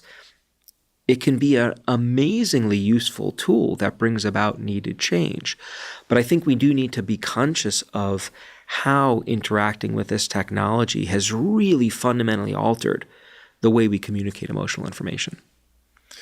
When I think about the different ways to parse a problem, a real or imagined problem, and I think about the role of web searches, it immediately takes me to either social media or to, it could be Reddit, could be some article that was written and posted online in 2019. These will resurface. They repurpose these things all the time. I don't know why they do that. I just got emailed this morning about an interview to fact check that I did in 2019. Yeah. Go figure. I mean, it's cool that there's, I guess, that there's archival material on the internet, Yeah. that not everything is fleeting. Certainly in the podcast space, we like to think that the information on this podcast will be Evergreen. archival, and we can update it over time. And that actually brings me to the very specific question, which is about AI. With AI, web searches are now changing fundamentally. You're no longer being brought to a site that is just a designated site. You're getting information back that's the amalgam of a lot of information funneled through, presumably, the large language models are changing all the time, but funneled through kind of your search behavior, your preferences, et cetera. So web searches are no longer just site destination journeys. They are, recipes of information that are filtered and combined and given back to us, which makes me think that maybe AI can provide a kind of pseudo-self that is wiser than ourselves in any moment, or potentially wiser than we are in any moment, because it can access information that is not dependent on like bodily state shifts. Like at 2:30 in the morning, 3:30 in the morning, a small problem can seem huge, and a huge problem can seem absolutely overwhelming, just crushing us. Mm-hmm. At 7 a.m., it's different. When we search on the web now, like how to get through bankruptcy. Let's say somebody's dealing with bankruptcy. There's information to go to, but with AI, it can give you the information in the form and from the sources that are most meaningful to you. And it doesn't, even if it's 2:30 in the morning for you, the AI is fresh. It doesn't need to sleep. Right. That seems to me like a distinct advantage over our own minds. And I know AI is controversial. Is it going to get smarter than us? Is it going to tell us to go do bad things? This kind of thing. Okay, that's a whole different discussion. But it seems to me that AI could be pretty good, maybe even terrific at helping us resolve problems because it doesn't have these state shifts and it's really tailored to us. Well, it can be. And I think, AI, I think of it as a new tool that has amazing potential. And I actually think it has the potential to help us advance on a problem where psychologists like myself currently find ourselves fixed. So if I look back at the last 20, 30 years of research on emotion regulation, I'm talking here not just about managing chatter, but managing the whole suite of unwanted emotional states that we might encounter in our lives. What I can do is I can point to several individual tools that are empirically supported, science-based tools. And scientists have done a really good job profiling how these individual tools work. Mechanistically, they've often gone down to the brain level. They've looked at them in intervention context and everything in between. So we have a pretty good sense of how individual tools work. But what we are now learning is individual tools are not the name of the game, because we are often doing multiple things to manage our emotions, and the combinations of tools we use within people, they often vary across situations in ways that we don't completely understand. And there's variability between people as well. So the blends or cocktails of tools that are most beneficial to us remain to be illuminated. So if someone comes to me with a problem, I can go through all the tools in the toolbox. What I can't do is I can't prescribe combinations of tools and say, hey, for the kinds of problems that you are experiencing and the kind of person that you are, here are the 4 things that you should do, but that person over there, they should do these 6 things.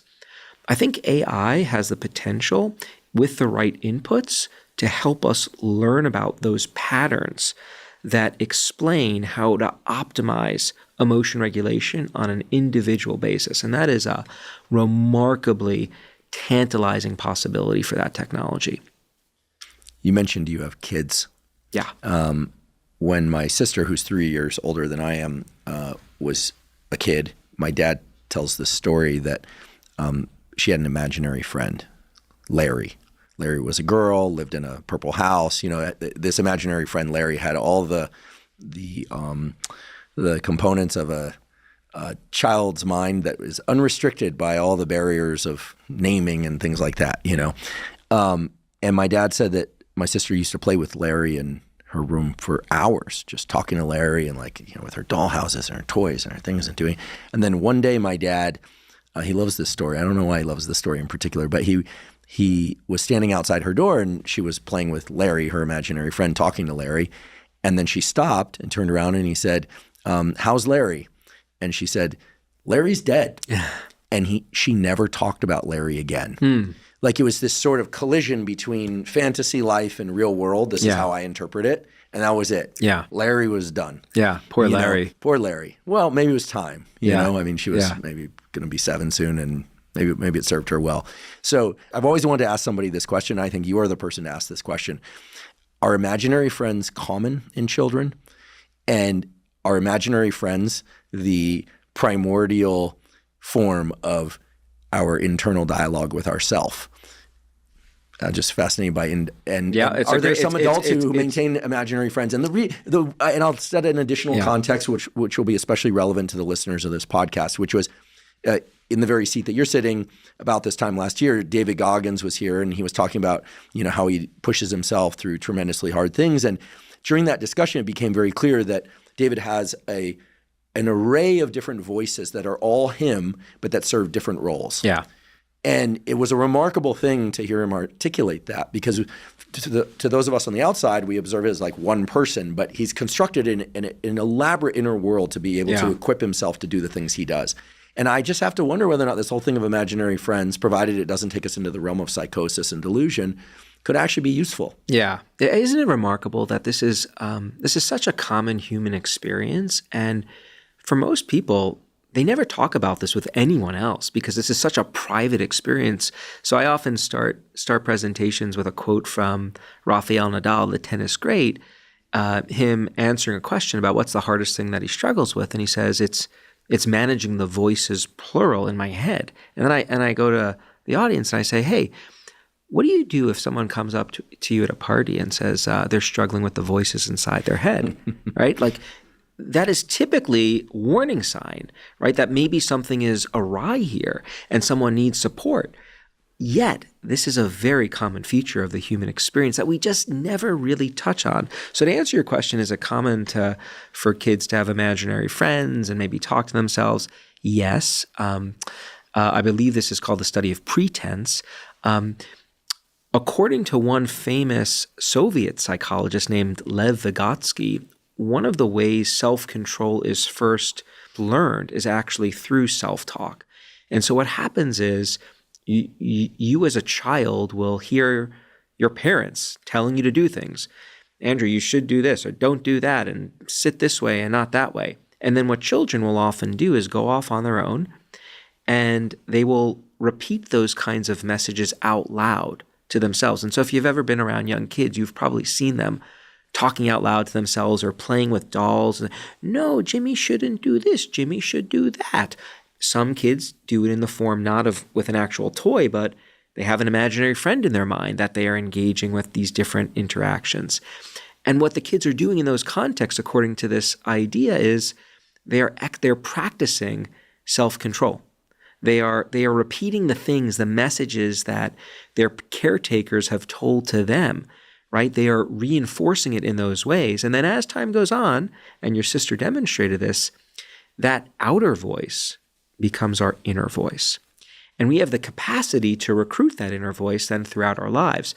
But it is interesting that during moments of extreme stress, many people sometimes report actually talking to themselves out loud, right? And there's very little research on this, and a lot of this is anecdotal. But I have, when speaking to a lot of individuals, they say, yeah, sometimes I will actually just start talking to myself out loud. And I thought something was wrong with me. And it's always when I'm struggling with like a major stressor. So if we go back to reviewer number 2, right, in the academic world, I remember once I wrote this invited article, and a reviewer did not say very nice things to me in this response. And I remember just walking. It was so offensive. I remember walking around the neighborhood, and I was, why don't you say that to my face? And I was just repeating what they said, and I was rehearsing it. I was getting more and more upset, and then ultimately working through it. But it almost seems like in real moments of stress, we revert back to this very primordial way of regulating ourselves that we first exercised when we were kids, which is this self-talk. And so David has become exceptionally skilled at harnessing different voices, according to you, to manage the challenges that he is facing. I've heard David talk on a number of occasions, and I think there is another important point to bring up here, which is I'm pretty sure that when David is activating different voices, they are not always a very gentle voice that is encouraging him to take it easy and be kind to oneself. Sometimes, yes. And sometimes, this is important because negative self-talk is often equated with harmful outcomes. Negative emotions are functional when they are activated in the right proportions. Sometimes being firm with yourself can be quite effective. So if I go to when I'm exercising and I'm doing classes sometimes where coaches are telling me to do really painful things, like sometimes I'm pretty tough on myself. I'm channeling my high school wrestling coach who is really hard on me, right? You better like shape up, you can't, wimp out here. That serves a motivating function for me there. So if we're recruiting some negative voices, that isn't bad per se. What is bad is if we start looping. That is what we really want to equate with chatter. It's getting stuck in those thought loops. That's when things get harmful, when those negative emotions are tweaked too intensely or for too long. A couple of times we've talked about the relationship between physical activities and mental activities, in particular taking a walk, going into green spaces. And I was delighted to hear when you said that there's a vast literature supporting the use of green spaces for calming ourselves. Is that essentially what the data show? Well, it goes a little bit beyond even just calming. So yes, there is data linking going for a walk in a beautiful setting with feeling better. But scientists have actually gone even deeper to understand the various mechanisms through which interacting with green spaces and other kinds of environments can help us.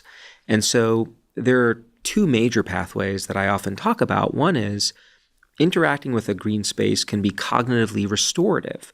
So as we talked about earlier, when people get stuck experiencing chatter or other kinds of big emotions, our attention often fixates on the problem at hand. We focus really hard in trying to work through the problem, and that can drain us of our precious attentional resources.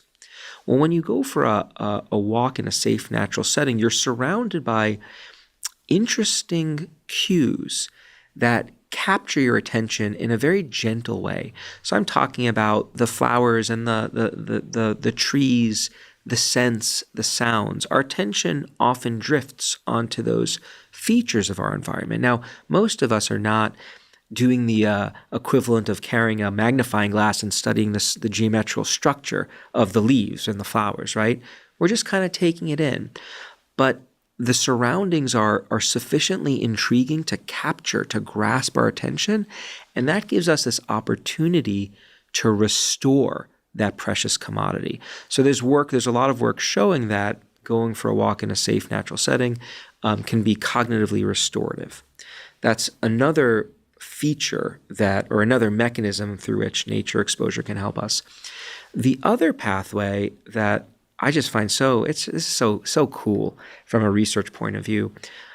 Going for walks in natural settings often elicit the emotion of awe, which is an emotion we experience when we're in the presence of something vast and indescribable, something that just feels bigger than ourselves. So in the Arboretum near my house, there are these trees that have been there for hundreds of years. And you look up at these trees and you think, my God, like you've been there way longer than me and my parents and my grandparents, and you probably will be there longer than all of my progeny. Like, wow, that just broadens my perspective. Or an amazing sunset. You can also experience this emotion through feats of innovation. So I'm a science geek, I guess you could say. And for me, the two biggest awe triggers are, number one, the images of the galaxy that the latest telescope produces, which if you follow this, some physicists have somehow figured out, and engineers, how to take pictures of what the universe looked like billions of years ago. Somehow, I don't understand the physics, we can see what it looked like this, vast amounts of time ago.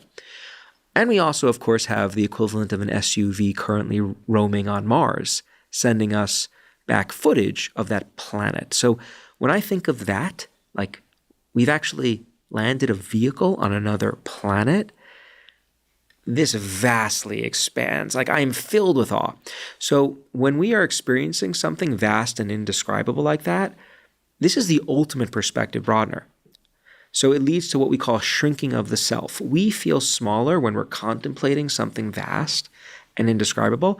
And when we feel smaller, guess what else feels smaller? Problems. Our problems. So this is an easy way of utilizing the world around you to powerfully manage your emotions. And so what I love about that work is it highlights the fact that there are tools that are just hidden in plain sight. They're waiting to be harnessed. And if you know where to look, you can often find them. And the nature, by the way, isn't the only set of environmental tools that exist. There are lots of ways that you can interact with your environment strategically to help you feel better. We often develop attachments to places, for example. So you're probably familiar with the concept of attachment figures. So there are these figures from our childhood that we often, though not always, securely attach to. They are a source of safety and comfort, and they serve a powerful regulatory role in our lives and our partners. If we're in positive relationships, as I am, love you, as to my wife, she is an attachment figure for me. Well, we also develop these associations with places. And so sometimes places can be the source of safety and comfort. Going back to those places during times of distress can be really rejuvenating. I know one person who discovered that there was infidelity in his relationship, and what really helped him get a grip on the situation was going back to his childhood home and sleeping in his bedroom at home. That was the turning point that allowed him to reroute his ability to navigate his life. That's an example of the power of places to affect us. So how many times do we think about, hey, what are the places that are my emotional oases, if you will, that I can go to when I need it? We can also structure our environments. Like you and I are both talking right now across the table from one another. We don't have our cell phones out on the table. No, not for me, not even in the room. Not in the room for me either. If we did, and we had it facing up, we would be distracted, would we not? Without question. And even facing down, I think there's some literature on this, right? Still a cue. Yeah. It's still an emotional cue. There's a cognitive tether.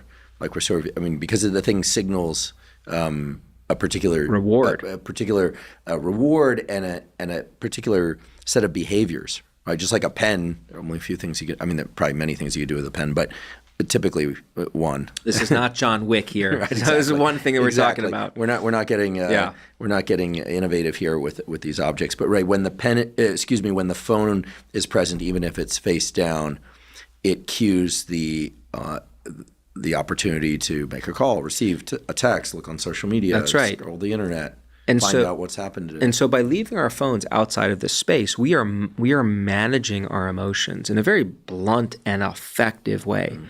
When laptop screens are open in my seminars, I know that I've already lost the battle because I know the object, the stimulus, is so tempting.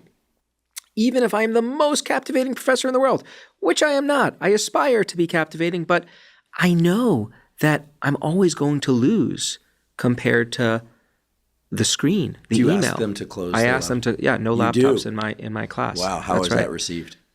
So far, so good. I explain to them, I actually explain to them the science behind this. I explain why I'm doing this. And I say that, hey, if I have my laptop open and I'm in your shoes, this is a divided attention task.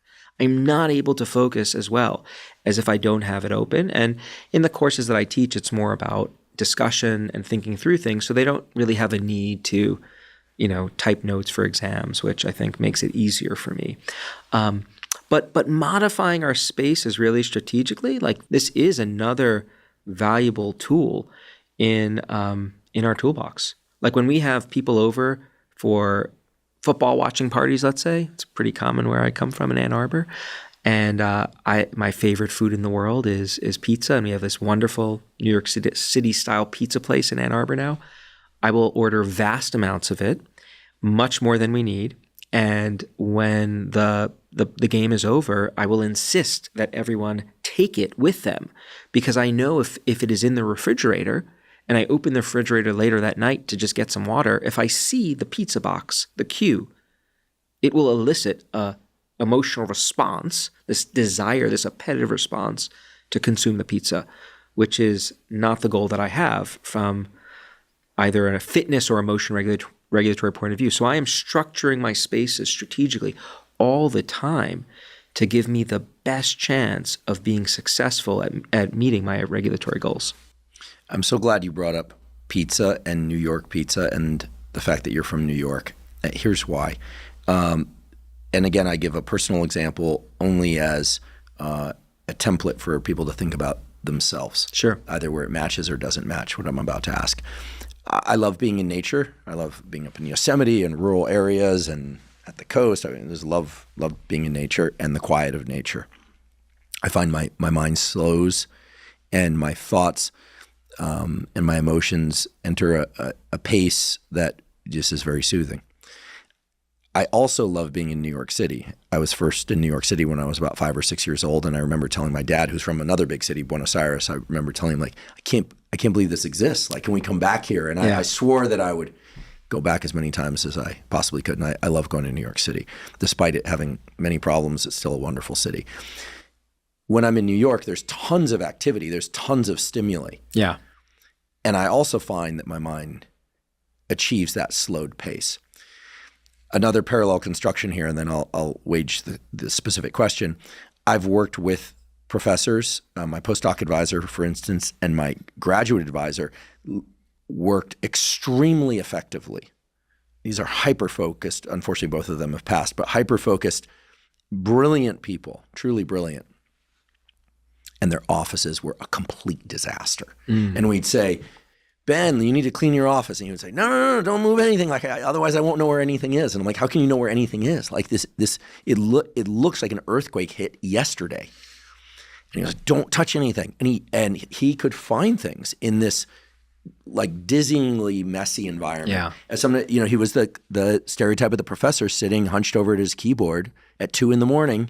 Because at that time I worked really late. You'd go into Ben's office and be like, hey, and organized thinking amidst chaos. Yeah. And the New York example would be the parallel. And at the other extreme, nature also seems to bring this about. So 2 specific questions. Is there a continuum of, let's say, daytime, let's forget about middle of the night, of daytime kind of default levels of chatter? I think of this as kind of RPM in a car. Like how is the car idling? Like when you turn on the car, you just sit there. Like if the transmission's working well and everything's working well, it's like, hums at a nice, it's not redlining. Yeah. Some people seem to be redlining all the time. Yeah. And they calm down in cluttered environments. So how much do we have a kind of a set point, a chatter set point, assuming everything else equal, well rested, et cetera, et cetera? And then why is it that external environment matching our internal chatter somehow like can adjust that internal set point, it seems? I realize this is very abstract, but for me it's very useful to think about where my mind goes into its most pleasant and effective states. Yeah. Your example of your advisors resonates so strongly with myself. Is your office a mess? Well, it entirely depends on my mental state. And prior to really getting involved in this space, I had no insight into why sometimes my office was a total mess and sometimes it is spick and span, unbelievably organized and clean. And so let me share with you some of the research in the space because I think it'll bear on this question you're asking. A lot of people find that when they are experiencing chatter, they reflexively start organizing their spaces. So I'm a great example of this. My entire life, if we called my mother up right now, please let's not do it. But if we did, she could attest to the fact that there would always be a trail of towels and clothing from the bathroom to my bedroom and all over the place. And my office is similar, piles of papers and books. And that's when life is good. I'm kind of free-flowing, I'm getting in there, I'm being creative, I'm generating ideas, and I'm not really worried about everything around me. In fact, I'm really good at typically like tuning out my surroundings to focus in on the task at hand. I could work in a coffee shop. I could work almost anywhere, and I love it. When I'm experiencing chatter, though, and this is true from the time I was little, I would always start putting things away. I would always start organizing things, making them nice and tidy. My office is always spotless. Sometimes I even take it further presently. When I'm experiencing chatter, I clean up my office, then I go into the kitchen and I make sure that's nice and tidy. And if it's really bad, like I'll clean up my kids' rooms and things like that. This is a very common experience. When you're experiencing chatter, you don't feel like you are in control. You're not in the driver's seat. The thoughts and feelings are taking over and they're pushing you in directions and into places that you don't want to be. It's an aversive state and it's chronically activated for a lot of people. Human beings, in general, we crave control. We like to know that the world is orderly and predictable.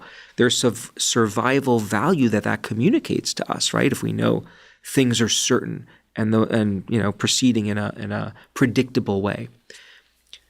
Creating order around us compensates for the lack of order and control we feel inside. It's called compensatory control. And this is the explanation that is often provided for why so many of us augment our spaces to counteract, in this case, our emotional state. And so I don't know if that perfectly answers your question, but it for me highlights the way that we are tightly tethered to our surroundings in some circumstances. When I'm not experiencing chatter, it really doesn't matter if the place is nice and tidy versus not. Like, no big deal. But when I'm motivated to think, feel, and behave in a particular way, then my circumstances are becoming more important. I mean, the military is a very salient example where people have to have their kit in order. Yeah. In order to essentially be able to proceed with the job, right? And people can say what they will about the military, but the structure and the hierarchy of the military has provided a structure and an order for people to essentially harness go from a chaotic life to a structured life. That's right. And it's an extreme example, but having everything squared away is one of those things. I got certified to scuba dive a few years ago, and it occurred to me early on in the first dives that if your kit isn't squared away and you don't have everything worked out, things can go badly wrong, and the severity of the potential consequences, or the potential severity of the consequences, I suppose is the right way to say it, is a good reminder, like, to have everything in check. This isn't the kind of thing where you can afford to forget a piece of gear or to not check a valve, or it's potentially life or death, and that serves an adaptive role. It's kind of nice to have an activity actually where that's the case. Whereas we get into our cars and we might pull out of the driveway and then go down the street, and now you see people texting and driving all the time, although hopefully less as time goes on. And you see, then you might put on your seatbelt, like a quarter mile down the road. You might put it on first, right? I always put mine on first when when I remember. I'm sure now someone will catch me with my seatbelt off, but I drive with a seatbelt, and so on and so on. The physical steps that we take to organize ourselves and the environment and our relationship to the environment really do seem to change our brain into a different brain than were we to not do those things. The way I carve up the emotion regulation space is there are multiple shifters that exist. Some of those shifters are inside us. So there are these sensory shifters we talked about. There are attentional shifters. We haven't gotten into that yet, but we can shine our mental spotlight on or away from things that are causing emotions, and we can be strategic in how we do that.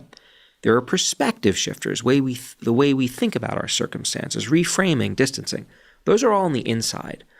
But then there are also shifters that exist outside of us in our relationships, how other people can push our emotions in different directions.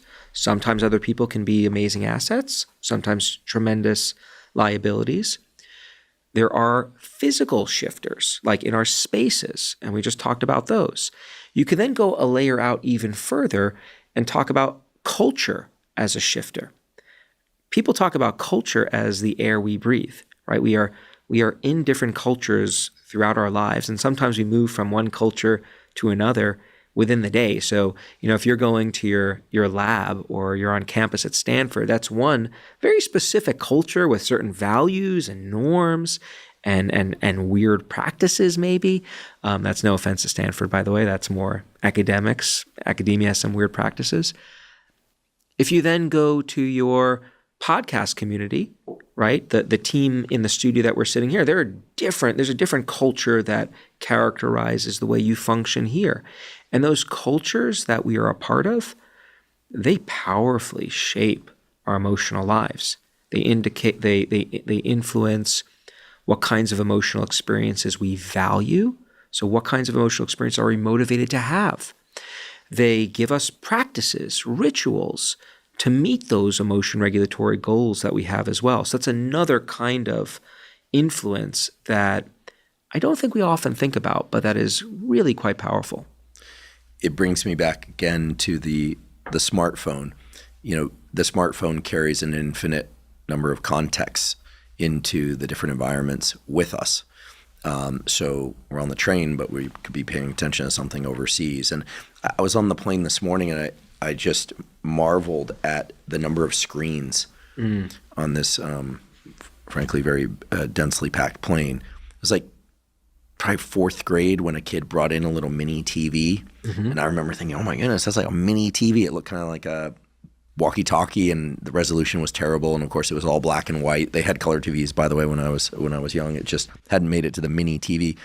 And we were basically walking around with little mini TVs all day. Yeah. With near infinite number of channels, combined with texting, sharing. I mean, it's wild. Remarkable. It's science fiction. If we were to turn back the clock to when we were kids, to think about what we have in our pockets right now or on our wrists, or some people, the glasses that they are wearing, we probably wouldn't have believed that this was possible when we were kids.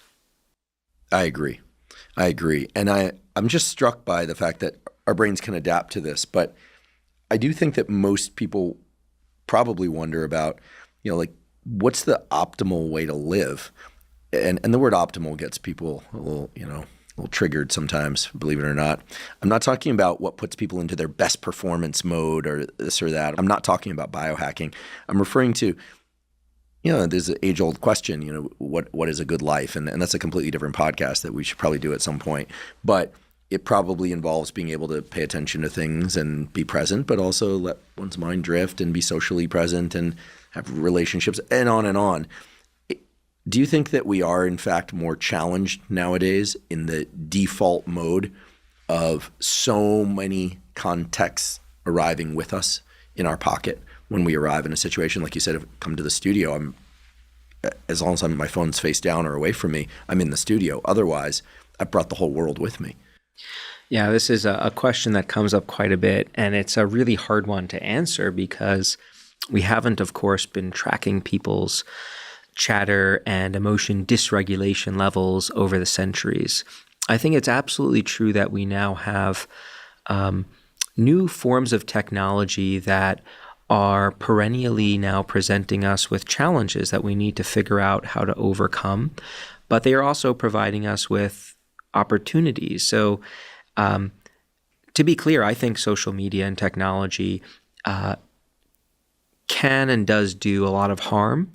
And I think it can and does do a lot of good for us as well. And the real challenge we face right now is figuring out how to navigate those digital technological landscapes. And I think we probably jumped into them without a user guide too quickly. And we're only learning now, 15 years later, or whatever the number is, that was the case. But I don't know that I'll speak for myself. I think net positive, there's a lot of good that has come from these technologies. If we think back centuries ago, it's not clear to me that the world wasn't a challenging place either. I mean, we used to get into fights and pull swords, and There was huge, people would invade readily if you go back further, and there was the threat of illness, and we weren't living nearly as long. And so I think it's easy to also forget just how far we have come as a species. But, and this is, I think, a really important but, and I think about this often, the issues that we are talking about today on this podcast, this question of how we manage our emotional lives, this is a question that we have been struggling with likely for as long as we have been roaming the planet in our current form. Because humans have constantly been evolving new technologies. We've always been challenged by circumstances, and those circumstances are constantly evolving, providing new threats to us that now we need to learn how to manage. When I was digging deep into the history of emotion regulation for Shift, I couldn't believe it that when I look back at the first surgical tool ever developed, you know what that is? Trephining. So trephination, tell everyone who's listening what that involved. Trephining is where you bore a hole through the skull in order to let out some volume of fluid. Or remove brain. Or if we go back 8,000 to 10,000 years ago when this technology was first cutting edge, right? Like the new iPhone of the times, trephination. For spirits. For maybe spirits, right? So one of the reasons it was believed to be used was to allow the evil spirits to escape that are maybe causing tremendous emotion dysregulation. So that was a cutting edge tool at one moment in time that we used to manage our emotions. Then let's jump into the mental time travel machine, or just the time travel machine, and go to the late 1940s, where there was another major spike on the emotion regulation innovation timeline. You know where I'm going with this? Pun intended. I'm guessing you're talking about the lobotomy. That's right. The frontal lobotomy. A Portuguese physician develops the lobotomy. I think it was initially called a leucotomy. Essentially, making some holes in your frontal cortex. Going up through the orbit of the eye. Through the eye. Sweeping it back and forth. This was not just an outpatient surgery, but a mobile surgery. That's right. Arrive to people's homes. I think, I could be wrong, but I think a Nobel Prize was given for the lobotomy. Oh, there you go. That's the relieved anxiety. Unfortunately, it relieved a lot of other things. Many other things as well. Relieved people's interest in pursuing lots of things. It caused major dysfunction. And to be clear, this is not an advocated emotion regulation intervention. No, it hasn't been for a while. Well, that's why I said don't box. Prefrontal cortical damage is a common feature of people with getting hit over and over. Or even, I don't know if this is true. Someone needs to check, but I do hear that sadly, some soccer players who head the ball a lot deal with some frontal cortical related dementia type stuff. I'm guessing that's probably related to some genetic susceptibility, because at least to me, the soccer ball is not very hard. It's not like and then again, there are of course people who play a whole career of football, or box. Less seldom boxing. People who get hit a lot in the head often have problems. Yeah, they develop problems. Yeah, generally not a good thing. Right.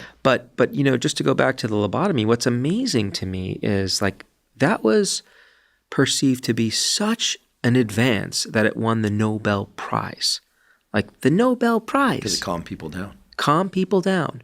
Right? And so I raise these issues to just point that like we've been struggling to identify tools to manage our emotions effectively for a really long time. And now fast forward to the present, we have not solved the puzzle of emotion regulation yet. But I would argue that we have made major advances in identifying non-invasive science-based tools that can be leveraged to help people lead more productive emotional lives. And so, you raised this question earlier about what is a productive life, what is a good life. And I think answering that question is in part relevant to how I think about how do you define self-control in many ways, or emotion regulation. Or let me, not just how you define it, but what are the component parts? So we've been talking about tools throughout this conversation. All these different tools that exist, these different shifters for pushing our emotions or chatter around. That's one core part of regulating effectively. But another core part is our motivation or our goals. And you need both motivation and tools. So I can know about all the tools on the planet that scientists have discovered. If I'm not motivated to manage my emotions, I'm not going to use those tools. If, on the other hand, I am highly motivated to regulate my emotions, but I don't know what the tools are, I'm not going to be that effective, and I may, in fact, do some bad things, right? I may use unhealthy tools, substances that really can very powerfully, substance abuse I'm talking about, that can modulate my emotions, but has some negative consequences. So it's about, what are my goals for me, for my emotional life? And do I possess the tools that allow me to accomplish those goals? I think that is a formula for the good life. Hey, here are the goals that I have. And if these are healthy, productive goals and I have the means to achieve them, that should bring me a sense of satisfaction. Sometimes our goals, of course, aren't optimal, and we use that maybe controversial word, but we do change our goals throughout our life. But it's about finding the right set of goals for us as individuals and then identifying the tools that we can use to bring those goals to fruition. Yeah, in keeping with this historical arc of the tools that humans have used to try and regulate emotion, you mentioned trephining, frontal lobotomy. Think about a barbaric appearing procedure, but one that actually is pretty effective in the right hands, and that is still commonly used today, electric shock therapy, which at a mechanistic level, we don't understand. So we don't really understand, but it seems to lead to a kind of massive dump of a bunch of neuromodulators, dopamine, serotonin, but almost willy-nilly, it's like and then nowadays there's a lot of at least interest, if not enthusiasm. More work is needed on the various psychedelics, in particular psilocybin and MDMA for depression and PTSD more specifically. And while those are more in the serotonergic pathway, my read of the data is that they're creating more brain-wide connectivity at resting state. I mean, they're still fairly crude tools. In terms of you're massively changing the levels of given neuromodulators. People are undergoing variable experiences. It's not directed in any way. Nolan Williams at Stanford is combining those things with transcranial magnetic stimulation to try and essentially highlight the activity of particular circuits during the psychedelic journeys and after, things of that sort. So it's getting more specific. But I would say even today, we don't really have great pharmacologic or surgical tools for emotion. Now, there's terrific neurosurgery going on, mind you. But when it comes to behavioral tools for emotion regulation, I feel like the psychologists, you and your colleagues, have done a tremendous job, as have the people from, for lack of a better name, the sort of ancient traditions and from the wellness community, things like long exhale breathing, physiological size, meditation. Wendy Suzuki's lab at NYU showing 13 minutes a day of meditation improves focus, emotional state. So it seems to me that the behavioral tools are getting way out ahead of the surgical and even pharmacologic tools in terms of their specificity, their safety, and maybe even their potency. Would you care to reflect on what you see as the most valuable tools for emotion regulation? You've touched on some of them today, but I mean, taking a walk, green spaces, time, mental time travel, fantasy. I listed a few more of these off. I mean, these might seem kind of more modal, top level contour things, but they work, right? I mean, the data say they work. Journaling. And they're mechanistically. We understand the mechanisms that are underlying the benefits of these tools. They are easy to implement, and not always, but for a lot of them, they're easy. And I think that's in part where their power resides. We are still trying to understand how the brain functions. As you well know, you've contributed to this. I've worked on this a little bit myself too. The brain is a remarkably complicated organ, and we still have a lot to learn. I'm a big fan of trying to understand how phenomena like emotion play out at different levels of analysis, at the psychological level of thinking and feeling, but also at the biological level in terms of patterns of neural activity and hormones and so forth and so on. And so I think there's great hope that we will be able to eventually down the road try to help people manage their emotions through multiple different sources of intervention, through the pharmacological level, through the behavioral level, through the interpersonal level. But it's a messy, messy space right now. And I think one of the big problems is, and this is in part gets to bigger questions about science and how science is done, it can be hard to cross levels of analysis. And there are multiple practical constraints that become active here. So having the large enough samples and the right collaborators to look at how different kinds of interventions interact with one another, work in different populations. And so we tend not to do those more complicated designs because they're a lot harder to do.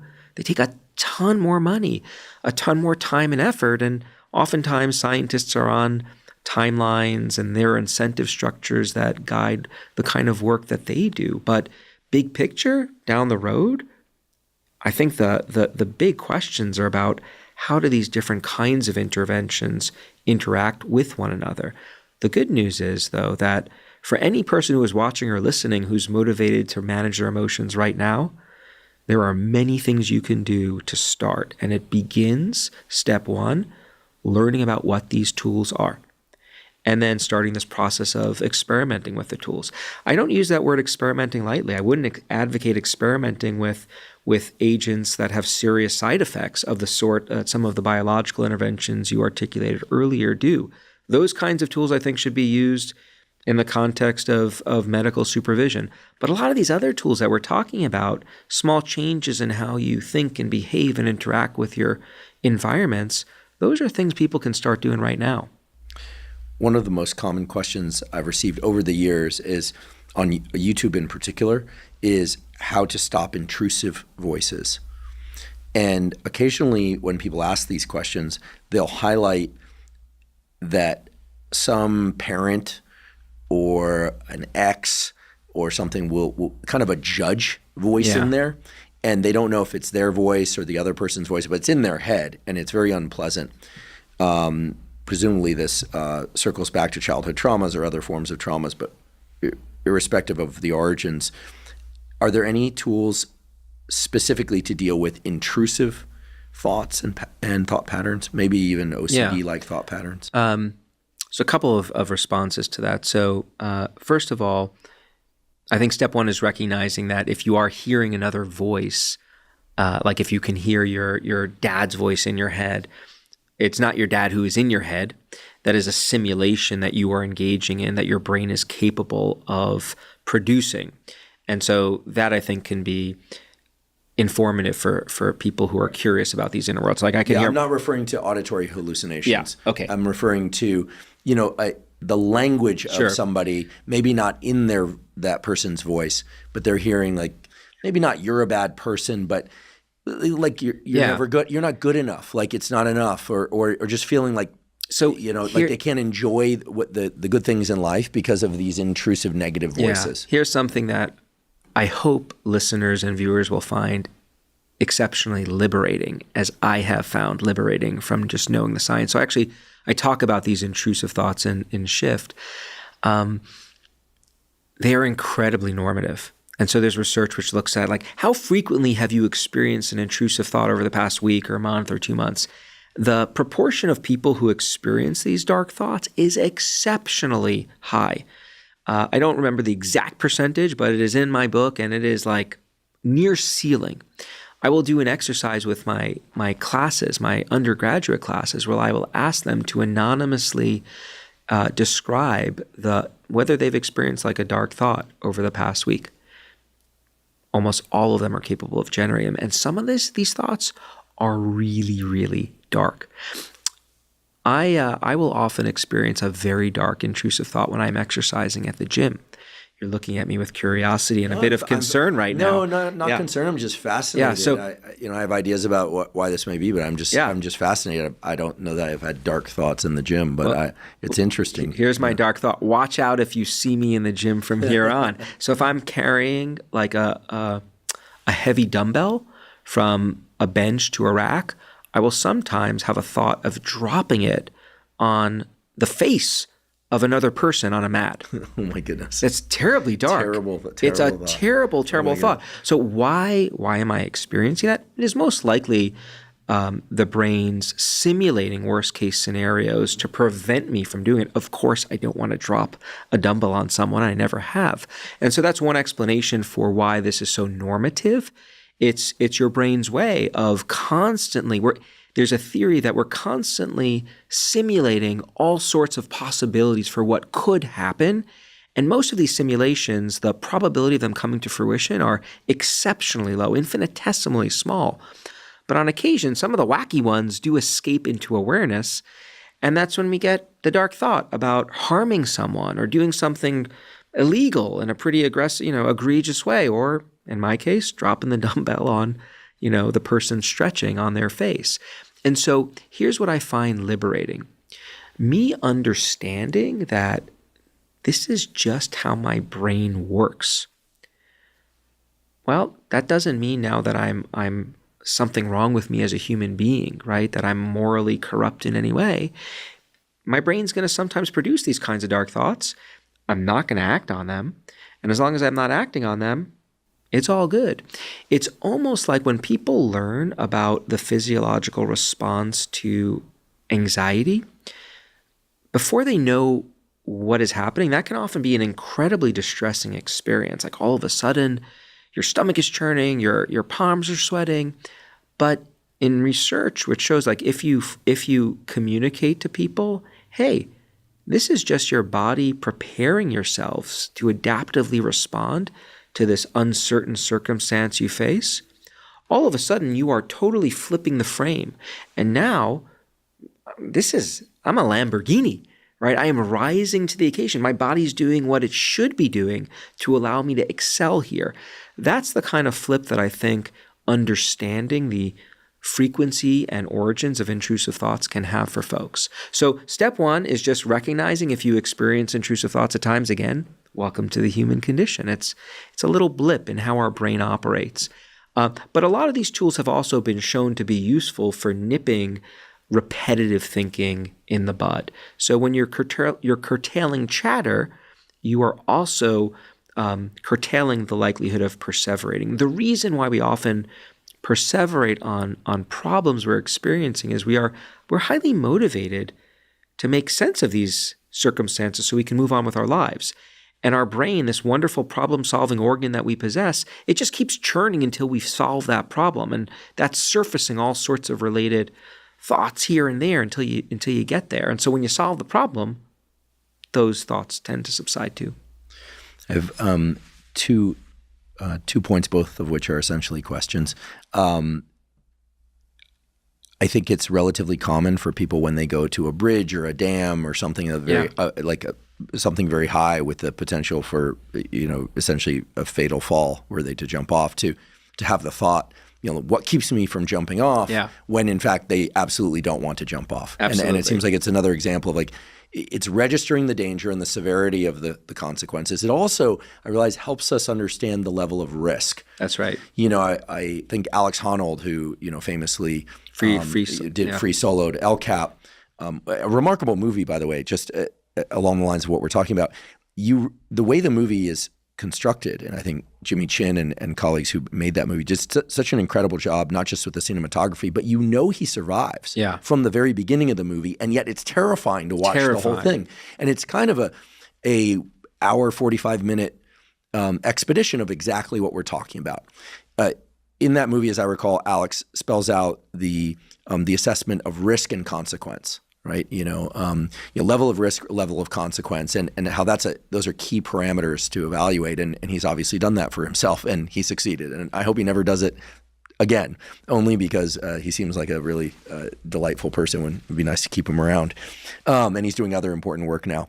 But the point being that I think it's a very natural thing to evaluate risk and consequence in a way that quote unquote feels dark. Yeah, but it's actually highly adaptive through the lens that we're talking about it. So that's one point. Well, just to that point, if I can interject, so just to normalize this further for folks, so my family is very special to me, as it is to most people. When my first daughter was born, we used to live in this house that had this, on the second floor, there was I don't know if you describe it as an overpass, but it was open to the floor beneath.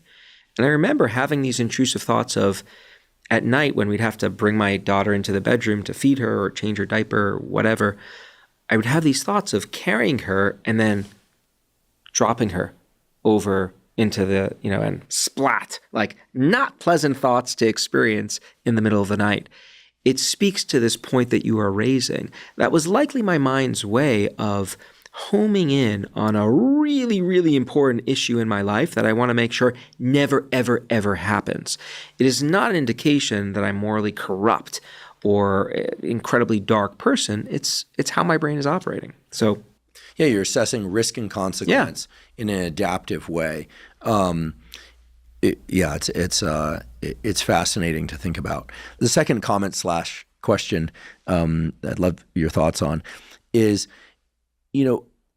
I had this bulldog. I talk about him all the time, this bulldog mastiff, and he had one default behavior that if he couldn't engage in it would create anxiety in him, and that was he liked to chew.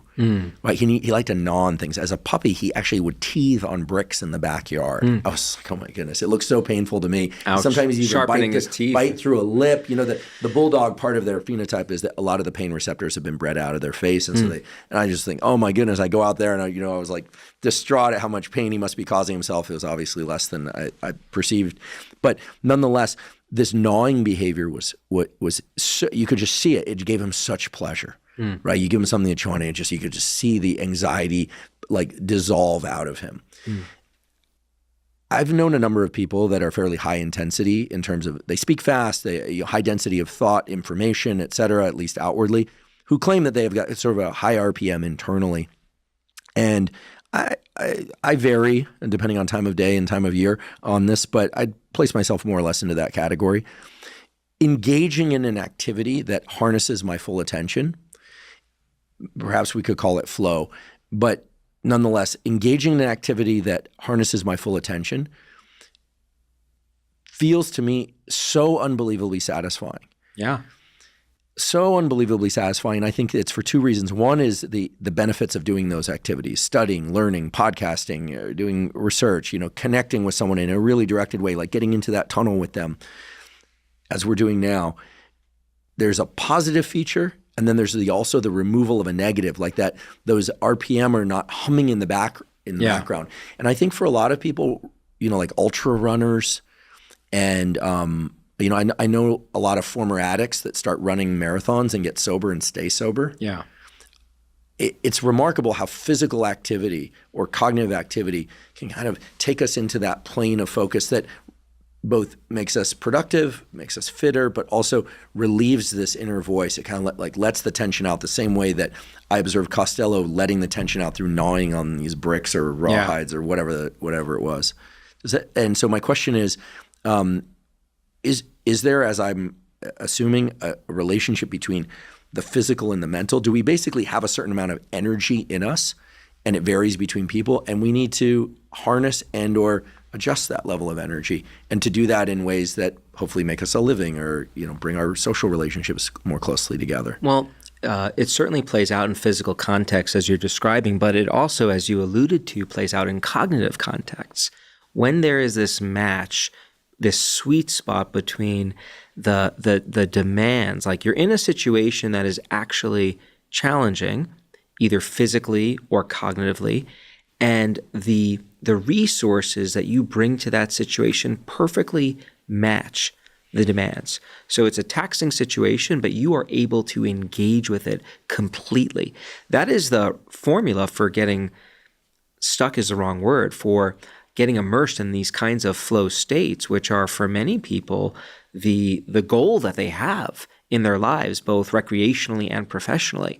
And so you, as someone who is ideally getting into these flow states with your guests, I would hope and imagine, and that's always the aspiration, right? That must feel really good. I mean, you talk for a long time with people.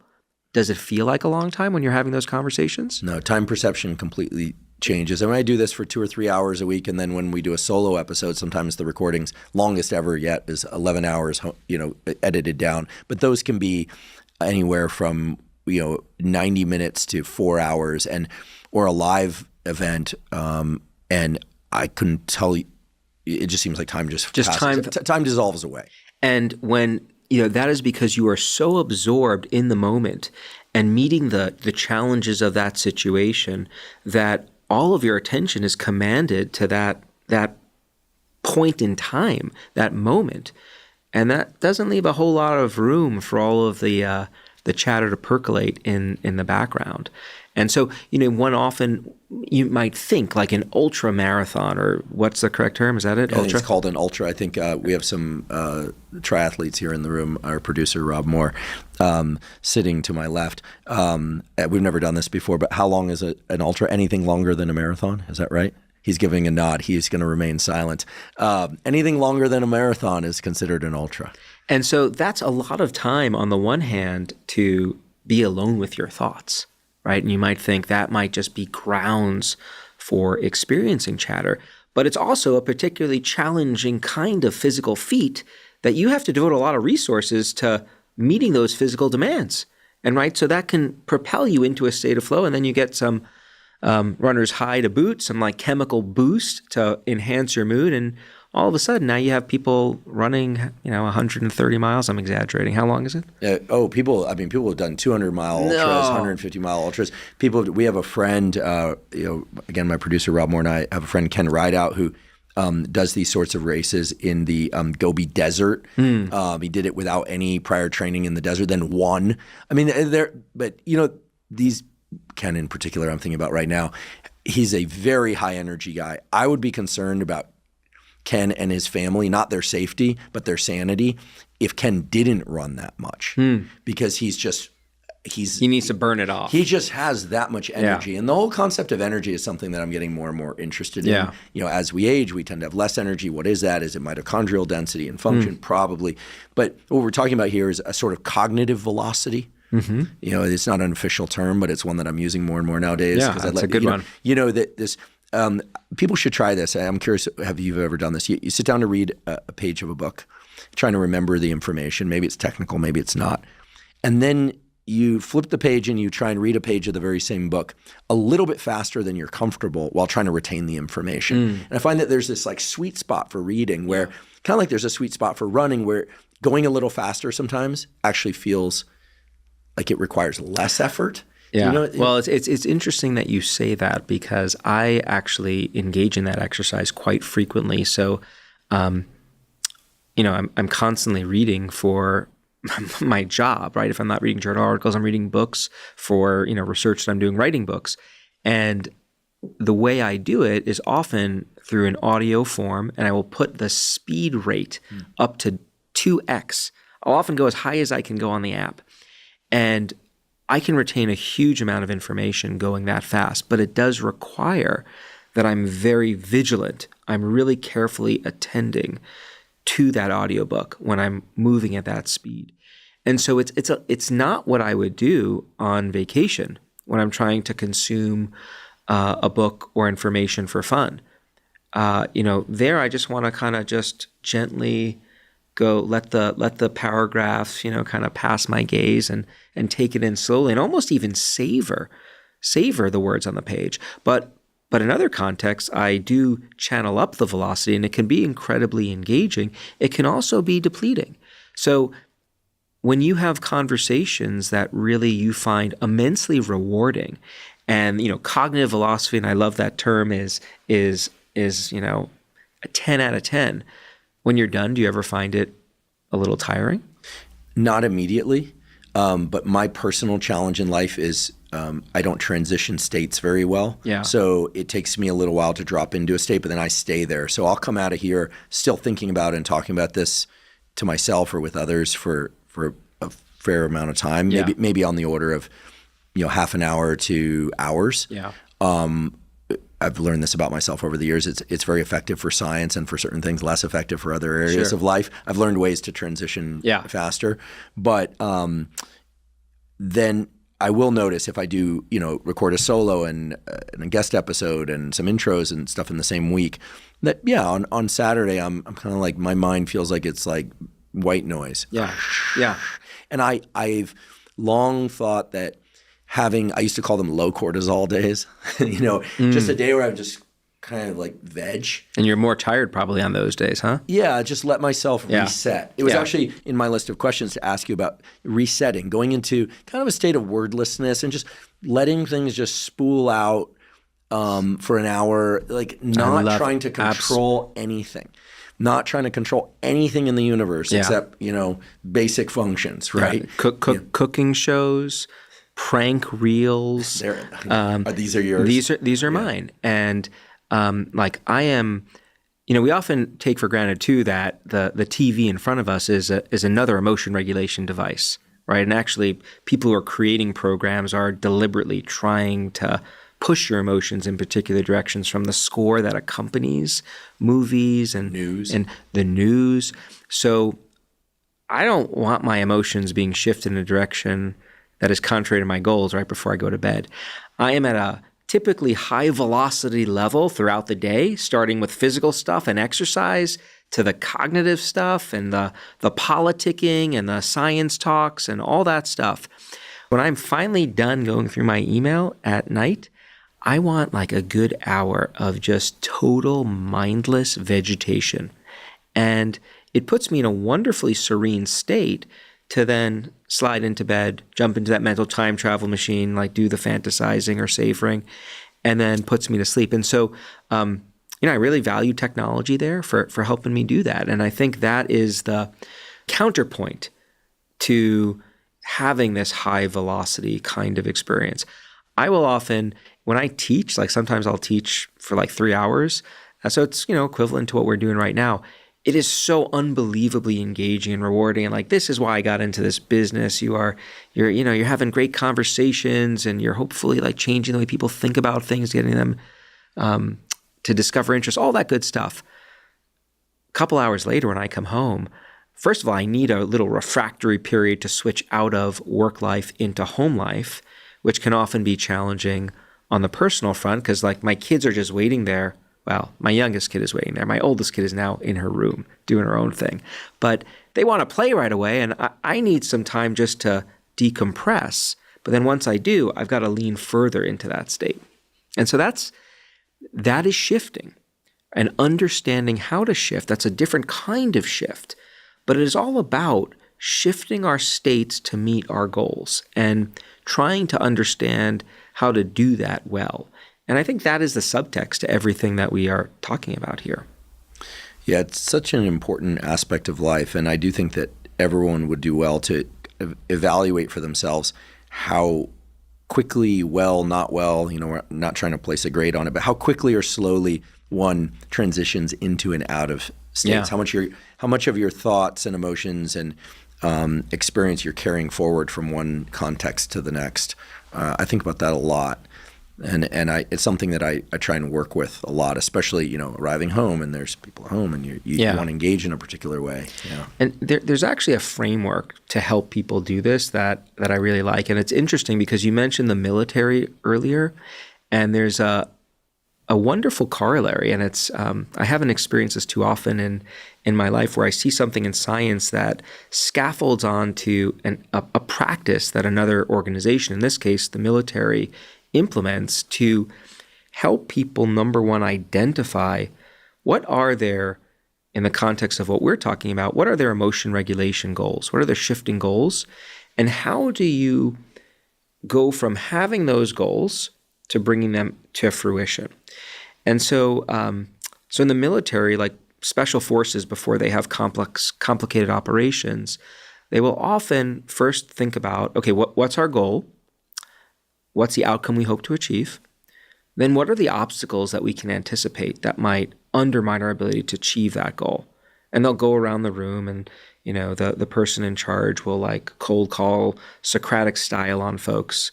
Like, what is the potential obstacle? And then for every obstacle that they identify, they come up with a very specific, if this happens, then we will do this. And they have multiple if-then plans for each of those different obstacles. So if we go back to the research landscape, there's a technique called WHOOP. Have you ever heard of this? Okay, so WHOOP is an acronym, and I promise you I wouldn't use any acronyms, but this is a useful one it's a mnemonic to remember something. So how do you go from knowing to doing? WHOOP is designed to help you do that, because what it is explicitly designed to do is target each of the places where goal pursuit often breaks down. Step one, what's your wish? What's the thing you hope to accomplish? Let's be really clear about what that goal is. We often don't stop to even think about what our specific concrete goals are. Okay, now that we have that goal, let's give ourselves some opportunity to energize. What is the outcome we hope to achieve if we fulfill that goal? And what that's doing is like giving us this motivation now, really energizing us to pursue it even further. Okay, we've got the outcome, but now let's get realistic. What are the obstacles? What are the internal obstacles that might prevent me from achieving those goals? Right. So let's say my wish is to be more present with my family after work. The outcome that I hope to achieve is to be a better father, a better husband, to have a richer social life in those regards. Now, what are the obstacles? Okay, internal obstacles, I got plenty, right? Like the temptation to check my email and get to inbox 0 before the night is done. Or I love my science and I also want to do some of that work. Or maybe I'm going to get distracted by friends who call. All of those things are obstacles that might get in the way of me achieving the goal of being more present with my family. Now, the final step, let me come up with an if-then plan. If I'm tempted to check my email after 7 or 8, then I'm going to remind myself about how important it is to be a dad. So I'll do a little reframing. If someone calls after 9 p.m. and I'm engaging in an activity with my kids, then I'm going to politely decline. And you can imagine coming up with all sorts of plans for different levels of sophistication. What those if-then plans do is they try to make emotion regulation automatic, because they identify a specific trigger. If this happens, and then they pair that trigger with a response. If then, you rehearse that. And this way, when the trigger occurs, boom, you don't have to stop and think, what should I do? How should I behave? You've got the plan and you implement it. I've got if-then plans for chatter. If the chatter strikes, then I do distant self-talk and mental time travel. If the chatter is too overwhelming and those two tools don't work, then I go to nature and I go to my chatter advisors. And so I have these if-then plans that are linked up with my goals. And that's an important technology that I think we can invite people to try to exercise in their own lives to make it more likely that they will achieve their regulatory goals. I love it. So WHOOP, spelled W-O-O-P, the W, if I have this correct, is what's the goal? What's your wish? What's your wish? The first O is the opportunity to energize yourself around achieving that wish, aka motivation. That's right. What's the outcome you hope to achieve? Yep. Great. Okay, even better, because what you said was shorter. The first O is what's the outcome you hope to achieve. The second O, what are the obstacles you can anticipate? That's right. And in the research space, it's mostly been personal obstacles, but you can generalize out as, the Navy SEALs do, as an example. That's the branch of the military I was referring to that essentially uses a similar kind of framework to, now you have me self-conscious about using the word optimize, to optimize the way they respond to missions and challenges. This is what so they're not only dealing with internal obstacles, obviously, but also ones from the world around them. Don't worry about using the word optimize. You did it optimally, and we'll soon squelch any pejorative around optimize during this episode. And then the P in WHOOP is the plan, an if-then plan. That's right. So it's not a vague plan. It's a very specific plan so that you know exactly which strategies and steps to implement should A occur, B occur, C occur. That's right. And so it's a general framework, which in part is, I think, why it has so much value. And there's research behind this showing it can help people achieve various kinds of goals. Now, there, of course, will be many situations that you have not developed whoops for. And that's okay because you're going to have all of these other tools in your toolbox to manage those situations on the fly when they occur. But then once you encounter new situations and you discover what tools are effective, then you learn, you create your whoop, and then you could become more strategic, automatic, and effortless with how you engage them down the road. Earlier, you mentioned attentional spotlights, and I'm fascinated by this. I know that most people hear that we can't multitask, but primates, again, of which we are, old world primates in particular, can do covert attention. If I were not completely focused on you, I could focus an attentional spotlight on you and your voice and pay attention to you, but I could also monitor components of the room. Yeah. I can merge those spotlights. Mm-hmm. I can divorce those spotlights. That's right. But it's very hard to generate three kind of compatible attentional spotlights at once. It seems like we kind of have two. Yeah. Maybe some people can manage three, but I'm betting most people can't manage more than three. Well, and I think it becomes especially difficult to manage even one when you're experiencing an emotional episode that is essentially hijacking your attention. And attention's really important to talk about for a few reasons. So number one, as a species, we have the most sophisticated attention deployment system on the planet, right? We have the ability to strategically deploy our attention. So we can willfully place it on the things we want or yank it away from the things we don't want, or we can saccade our attention back and forth. When it comes to emotion, though, we are often taught certain maxims about how to deploy our attention that I think can sometimes be problematic because they fall into the category of prescriptive advice about magic pills. So often we hear, for example, that when it comes to chatter or really big emotions, things that you're anxious about or fearful, you should not avoid the problem. You should focus on it.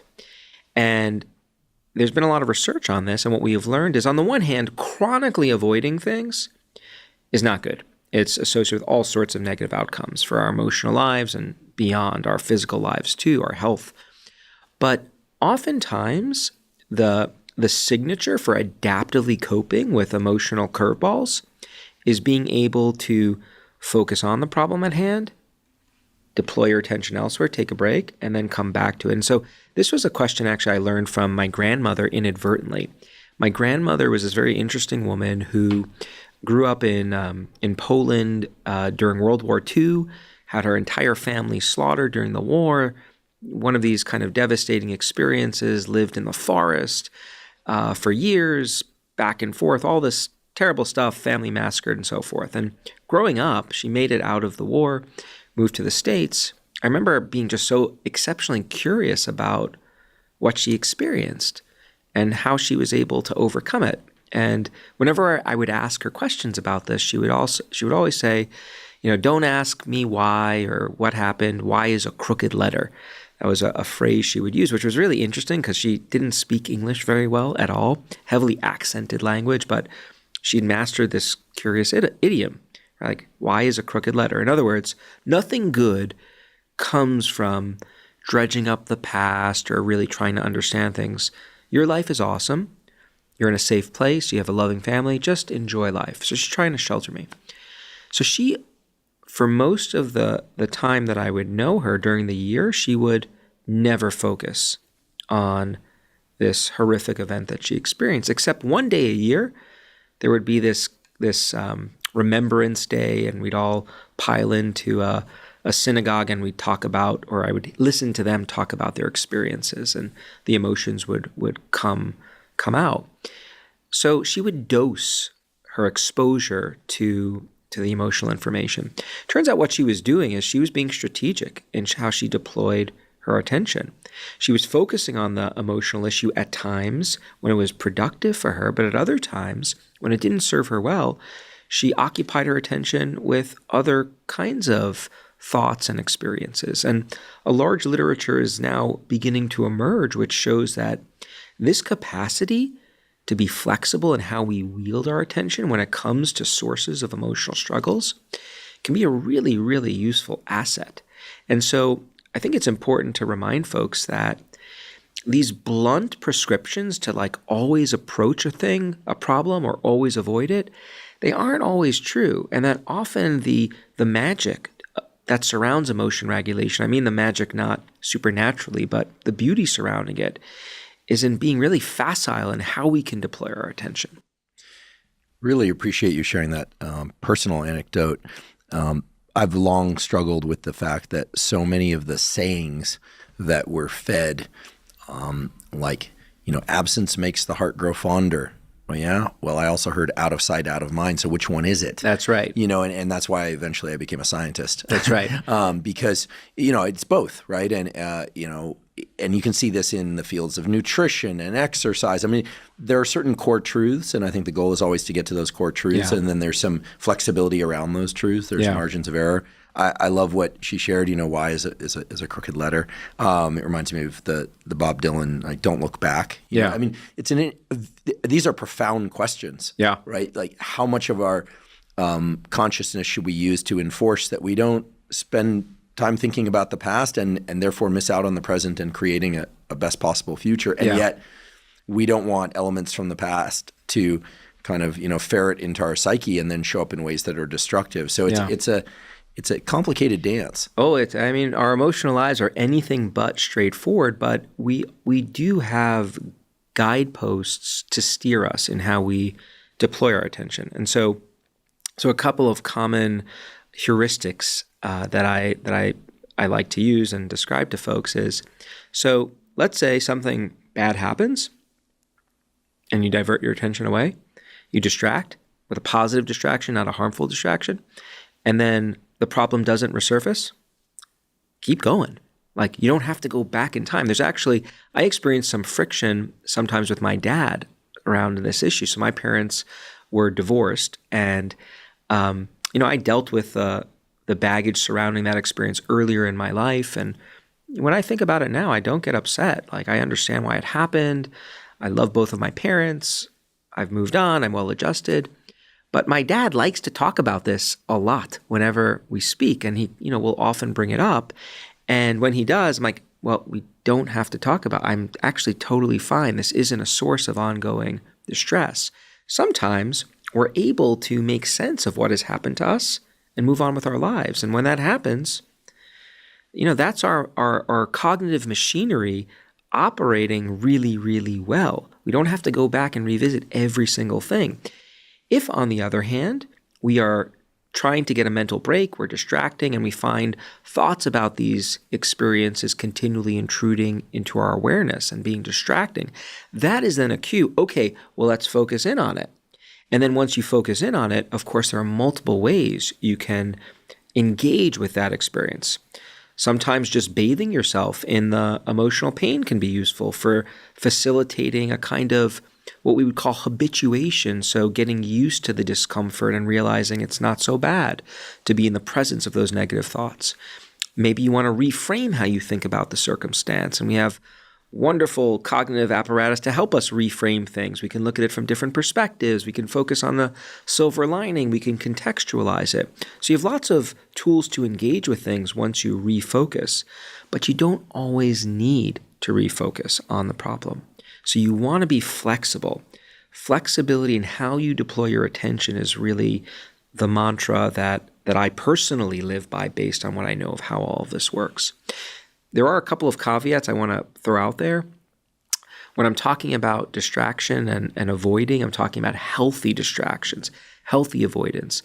There are unhealthier forms of avoidance that we know definitively are not productive, like substance abuse. We also know that if you adopt a blunt rule of always just chronically avoiding, not good. So you want to be balanced.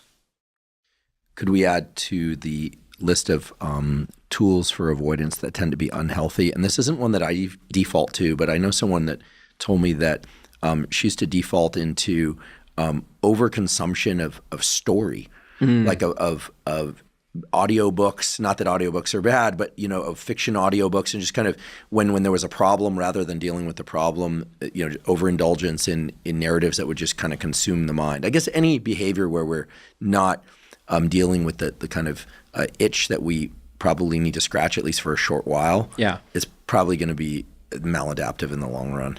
Yeah, I mean, if the problem keeps you want to listen to what your mind and body are telling you. And so if you find that the problem keeps resurfacing, that's a cue you need to engage and deal with it. But a lot of the experiences we have on a daily basis, which may not be positive, negative experiences, as time moves on, sometimes that's all we need to keep going with our lives. And we do see in the literature that when you impose a particular view on folks, like you have to do it this way, that tends not to work out very well. Most of what we've been discussing today is one's emotional life and experience and chatter and inner narratives with oneself and their environment, technology, nature, and to some extent relationships. But one powerful aspect of emotions that I think a lot of people wonder about and frankly participate in is this notion of emotional contagion. Yeah. Both positive and negative. I think of you mentioned football. Football's big in Michigan, right? Oh, yeah. I remember from the movie The Big Chill, they actually go out and play football. I think they were all alum of University of Michigan. It's a religion in the city that I live in. That's right. Is it right? Yeah. Okay. And how many people go to one of these games? So it's called the Big House, actually the largest football stadium in the country. So close to 110,000. Whoa. Yeah, that's a lot of people. It's a lot of people, and we sing in unison. And it's actually, I never really was into football before moving to Ann Arbor, and now I embrace it. It helps when you're the national champions, which we were last year. Congratulations. We're working on it this year. Cool. Maybe sometime I'll go to a game. I don't dislike football. I like football. I don't think I've ever been to a professional football game. We should definitely have you out there. It is a load of fun. Okay, I'll skip one game of the Globetrotter season to go to a Michigan game. Emotional contagion occurs in football stadiums. It occurs in digesting news. We just had an election, so a lot of emotional contagion in essentially opposite directions post-election, and on and on. What do we know about emotional contagion? It makes sense to me why we would be so prone to it, but where are the sort of rumble strips, so to speak, and the ditch on emotional contagion? Yeah, that's a driving analogy. The rumble strips are the go that when you start to drift towards the ditch. Yeah. Obviously the ditch is losing control in the negative direction, maladaptive direction. But how can we start to identify the rumble strips in emotional contagion? Yeah, so emotional contagion is a very powerful phenomenon. Emotions can spread within seconds. We tend to catch emotions more quickly when we're not sure of how we should be thinking or feeling in a particular situation. So we often are referencing other people in those instances as a source of information. The people around us, of course, are a rich source of information. This is also why we compare ourselves to other people so frequently, right? We're trying to learn something about how to respond. And we know it can have these cascading effects, both in everyday life, in both the positive and the negative direction, but also, in the digital world, we see these emotions that can spread really fast too. So it's a very powerful phenomenon. It's one I'm often very attentive to when I come into the classroom. You tend to not want to have a negative mood spread through an audience when you are teaching to them. And so you're sensitive to that kind of certain kinds of displays or tones that might convey that kind of emotional response. And I think it's something that we need to be increasingly aware of, especially when we're working in any kind of group context. Like when you're working in a team, it is really important to keep the team at the level of emotional tone that you feel if you're the leader or even just a member of this team that is committed to it. You want to keep that tone at the most productive level, because if it dips below or above, that can sabotage how well you perform. And there's a lot of research on that. Both from directing my laboratory for a good number of years and from teaching and from certainly the podcast, which is a small team of 7 of us, I'm familiar with what you just described. And also from being a camp counselor. That's probably where I learned it, being a summer camp counselor when I was in college. Yeah. That if you get 2 or 3 kids that are like really pissed off about what you have to do over the next couple of hours, it can send everything south. You have to nip that in the bud right away. You have to repair that immediately. Yeah. And I'm very, very attentive to this when I am in group context, especially when I'm leading those groups, those teams, those labs, like really making sure that that kind of negative mojo does not spread. Do you think nowadays on university campuses there's more of a tendency for students to raise their hands and say, like, let's spark an issue? And I'll just preface this by saying a guy that I worked for as an undergraduate, a physiologist, he told me that when he was teaching during the Vietnam War era, he would be in the middle of a lecture about cold thermogenesis physiology, his area of expertise, and someone would just stand up and say, "What about the war in Vietnam?" And I remember him telling me that story. I thought, that's outrageous. Like, really? He said, "Oh yeah, all the time." And you would have to stop and have to acknowledge it and let them have their expression. I thought, well, that's wild. Now we're living in times when that's not all that unusual. In the university classroom and on campuses, and online. So it's interesting that previous example from the 1960s is and now 70s relevant. Very relevant again. So do we let people emote, or as a summer camp counselor, someone pulled me aside and said, these kids have a lot of energy. My only advice is be a channel, not a dam. Something that I never forgot. It's very useful in other areas of life too. Be a channel, not a dam. So how do you be a channel, not a dam, when people are having really having the need to externalize negative stuff, and it holds the potential for emotional contagion? Well, I haven't experienced firsthand the phenomenon that you're describing in the classroom, but obviously a lot of my colleagues have, and we see this playing out on lots of universities. These are very turbulent times. Turbulence activates emotion, and we know, going back to an earlier part of our conversation, when people experience strong emotions, they're often motivated to share those emotions with other people. That often takes the form of vocalizing them, and that can elicit contagion throughout. And so now we're beginning to actually understand how the emotional processes are making their way through people, groups, and societies. What should you do in those circumstances? Well, I think it depends a lot on the context and what the nature of the emotional response is. And are there, is the emotion becoming really counterproductive or harmful? And, there are differing views about when you should intervene and how to do it. I think in general, though, you bring the playbook of always wanting to kind of validate, like, your emotional experience is a genuine response that you are having to the situation. In most cases, yes, we can try to purposefully experience an emotion in a duplicitous way, but I think in a lot of cases, the kinds of phenomena we're talking about, like, these are just honest emotional reactions. These are really difficult times, and I think trying to understand where those emotions are coming from is often a really great first step.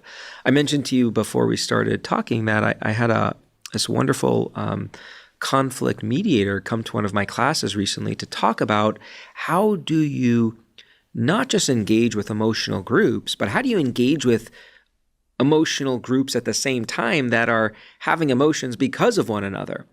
And the approach that she has found to be very successful in her career as a mediator is to ask folks, to train them, not to enter conversations to try to change each other's minds, but to enter those conversations with a state of humility and curiosity and genuine interest in first and foremost trying to just understand the other group's position. I haven't done that myself, but it strikes me as a pretty viable approach to a first step to having conversations about difficult issues. And, it makes me think about how in the lab we often define wisdom.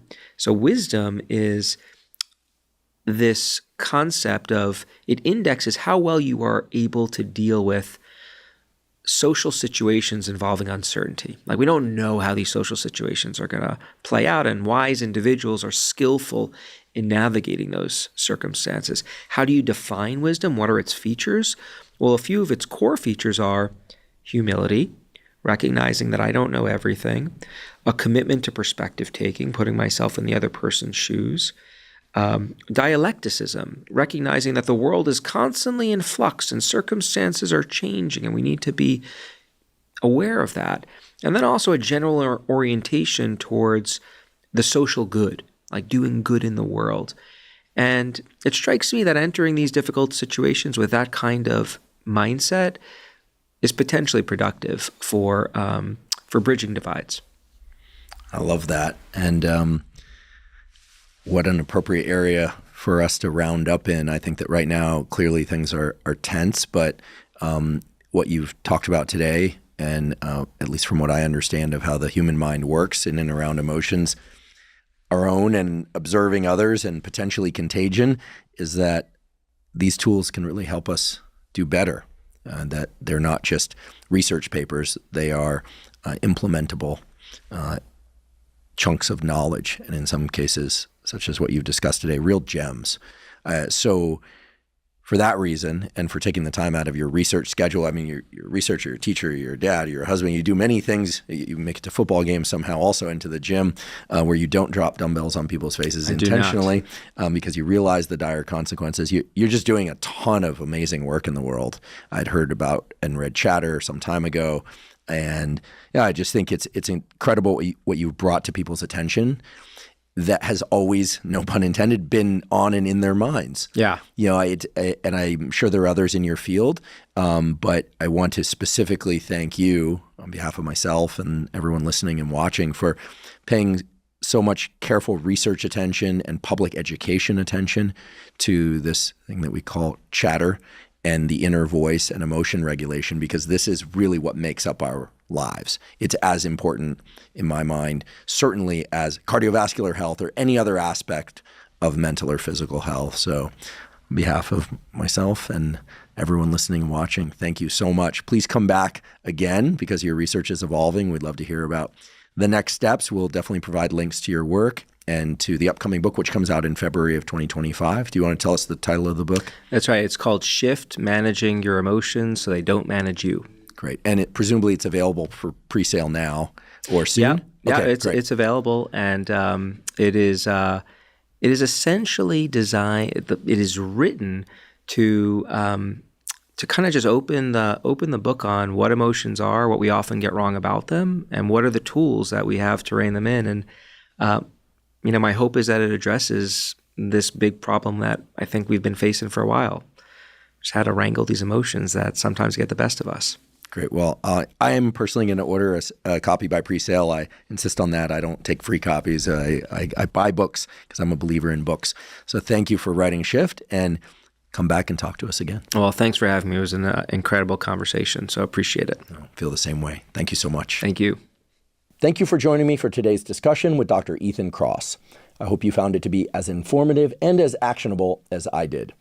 To learn more about Dr. Kross's work and to find links to his previous book, Chatter, as well as his forthcoming book, Shift: Managing Your Emotions So They Do Not Manage You, please see the show note captions. If you're learning from and or enjoying this podcast, please subscribe to our YouTube channel. That's a terrific zero-cost way to support us. Please also click the follow button for the Huberman Lab podcast on both Spotify and Apple. And on both Spotify and Apple, you can leave us up to a 5-star review. Please also check out the sponsors mentioned at the beginning and throughout today's episode. That's the best way to support this podcast. And if you have questions for me or comments about the podcast, or you have topics or guests you'd like me to consider for the Huberman Lab podcast, please put those in the comment section on YouTube. I do read all the comments. And if you're not already following me on social media, I am Huberman Lab on all social media platforms. So that's Instagram, X, formerly known as Twitter, Facebook, LinkedIn, and Threads. And on all those platforms, I discuss science and science-related tools, some of which overlaps with the content of the Huberman Lab podcast, but much of which is distinct from the content on the Huberman Lab podcast. Again, that's Huberman Lab on all social media platforms. And if you haven't already subscribed to our Neural Network newsletter, the Neural Network newsletter is a zero-cost monthly newsletter that includes everything from podcast summaries to protocols in the form of brief 1 to 3 page PDFs. So these are protocols that describe the essential steps to take, for instance, to optimize your sleep, to improve your dopamine regulation, for deliberate cold exposure, deliberate heat exposure, all of which is available completely zero cost. You simply go to hubermanlab.com, go to the menu tab in the corner, scroll down to newsletter, and provide your email. And I should point out that we do not share your email with anybody. Thank you once again for joining me for today's discussion with Dr. Ethan Kross. And last, but certainly not least, thank you for your interest in science.